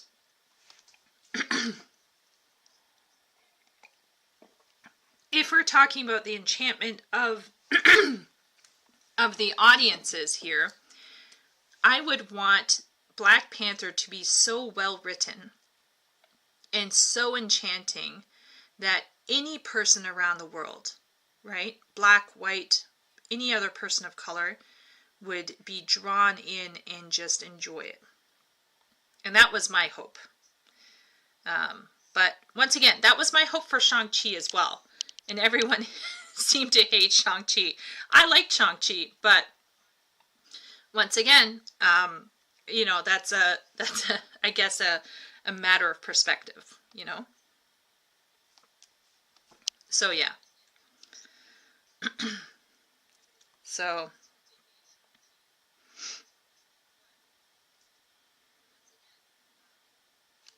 let's see. Yeah, Wooly, you know, here's the thing. I want to see alternative ways of viewing the world. And I think South Americans and Africans and Indian people and Asians, like I lived in China for so long, and it made me realize that we're all very different, but we're also very much the same. And so there is this idea that maybe we're all destined to kind of evolve in the same direction. But I still would like to believe that, I don't know, that the things that matter to a culture would remain somewhere there. I don't know. But that's just me. But once again, that's an opinion. Anyway, so getting back to the final talk, I'll wrap it up soon because I think my throat's going to give up. But basically, I think for the enchantment, I think it's something that you don't expect, and it draws you in, and before you know it, you're sucked in. And I really feel like I think that the enchantment that elves create will draw you in, and you are not going to be able to tear yourself away. It's interesting here. This links back to what I was talking about before. That creative desire only cheated by counterfeits, whether the innocent but clumsy devices of the human dramatist or the malevolent frauds of the magicians. In this world, it is for men unsatisfiable and so imperishable. Uncorrupted, it does not seek delusion nor bewitchment and domination. It seeks shared enrichment partners in making and delight, not slaves. So what's so fascinating about this is, we are living in a time where a lot of art is created to enslave people or to make money.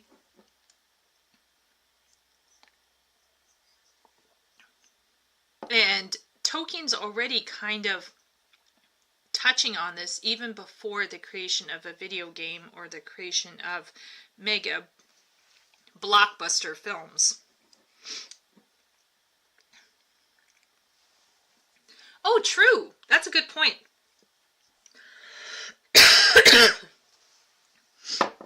Perspective is definitely important. Yeah.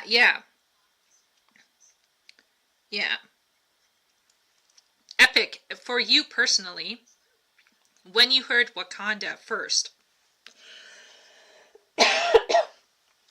what did you imagine?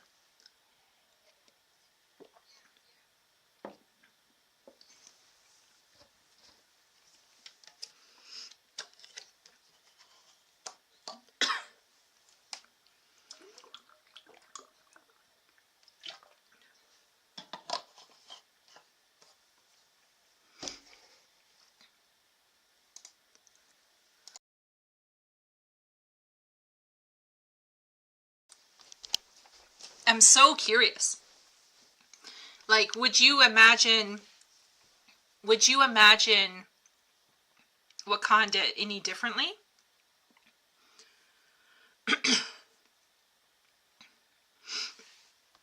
I'm very, very curious.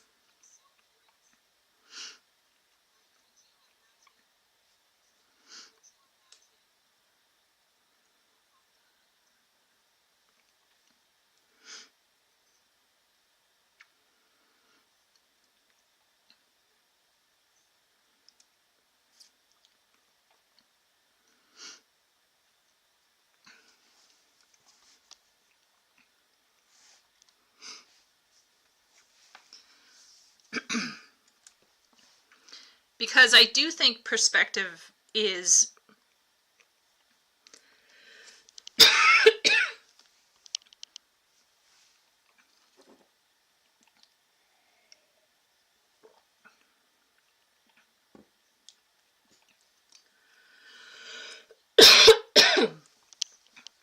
yeah. Okay. Oh my gosh. I got such a frog in my throat. It's super dry here. So I'm almost crying right now.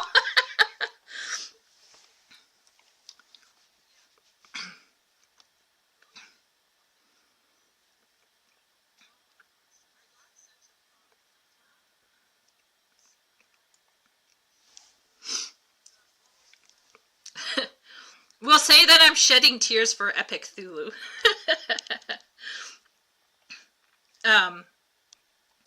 Yeah, that's kind of cool, actually, now that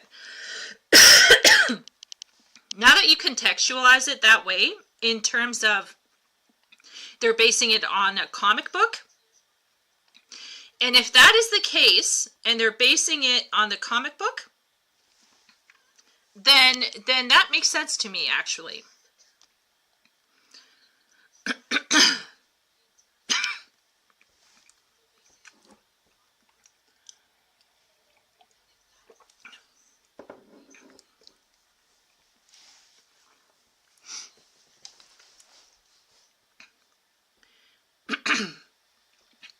Okay, Wooly.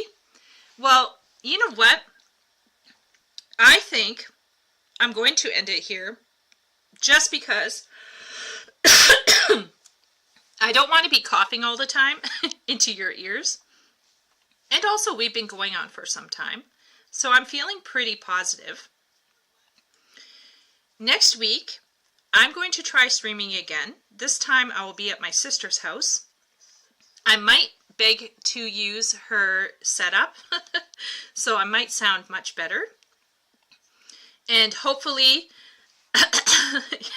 yeah, I'll scream out your name, Epic. But I really enjoyed talking with everyone. it was so interesting hearing everyone's input. And, you know, Epic, it really had me thinking about the African American perspective, which I'm always so curious about. And I'm really thankful that you were more honest about that, because I feel like there are a lot of people who have been sharing with me their different perspectives, and it's just very cool that I can see some other different perspectives. And I really appreciated everybody who's like been talking about you know, the whole question of fantasy and its role in how we are viewing like the current media situation. And even stuff like the custodies and everything is just so fascinating, because once again, when I heard some of the talk about retconning and what is fantasy and things like that, I was just so interested, and I wanted to hear what everyone was going to say. Aw, thanks, sister. Thanks, party. Yeah, okay, so let's call it here. Thank you, everyone, for coming today. I'm sorry for the Wilden sound and for the repeated and horrific coughing. It's just very dry, I guess, and I'm not going to lie, I spent like an hour and a half deconstructing Dune 2 with a friend, and, you know, with Emily. So I think I'm like maxing out my vocal range, and I'm not still used to talking a lot. Party will tell you that, you know, growing up I was a very quiet person, and I was never like super duper chatty, but I loved hearing everyone's chatting and everyone's talking in the chat. I really liked hearing people's opinions, and maybe we can pick this up again. Round 3 of dissecting Tolkien, agreeing with him, disagreeing with him, and, you know, in kind of talking more about what he's doing. But also maybe you can make your way to the Discord and submit some content that you think you would like me to react to. Maybe I can react to the Elden Ring stuff or some other things, and we can talk more. And hopefully, hopefully my voice will not be so dead. So once again, sorry to everyone, but thank you for coming and hanging out. And why don't we end it here and give a warm thanks to yourselves and to everyone here, and also thank you, Party, for hanging in there. Hopefully your grinding has gone well tonight. I'm assuming you're playing and Final Fantasy. So anyway, let's end here. Thanks again, and I will see everyone next week, okay? I may not put a video up on Wednesday, but there will be a video on Friday. And we'll see about next week.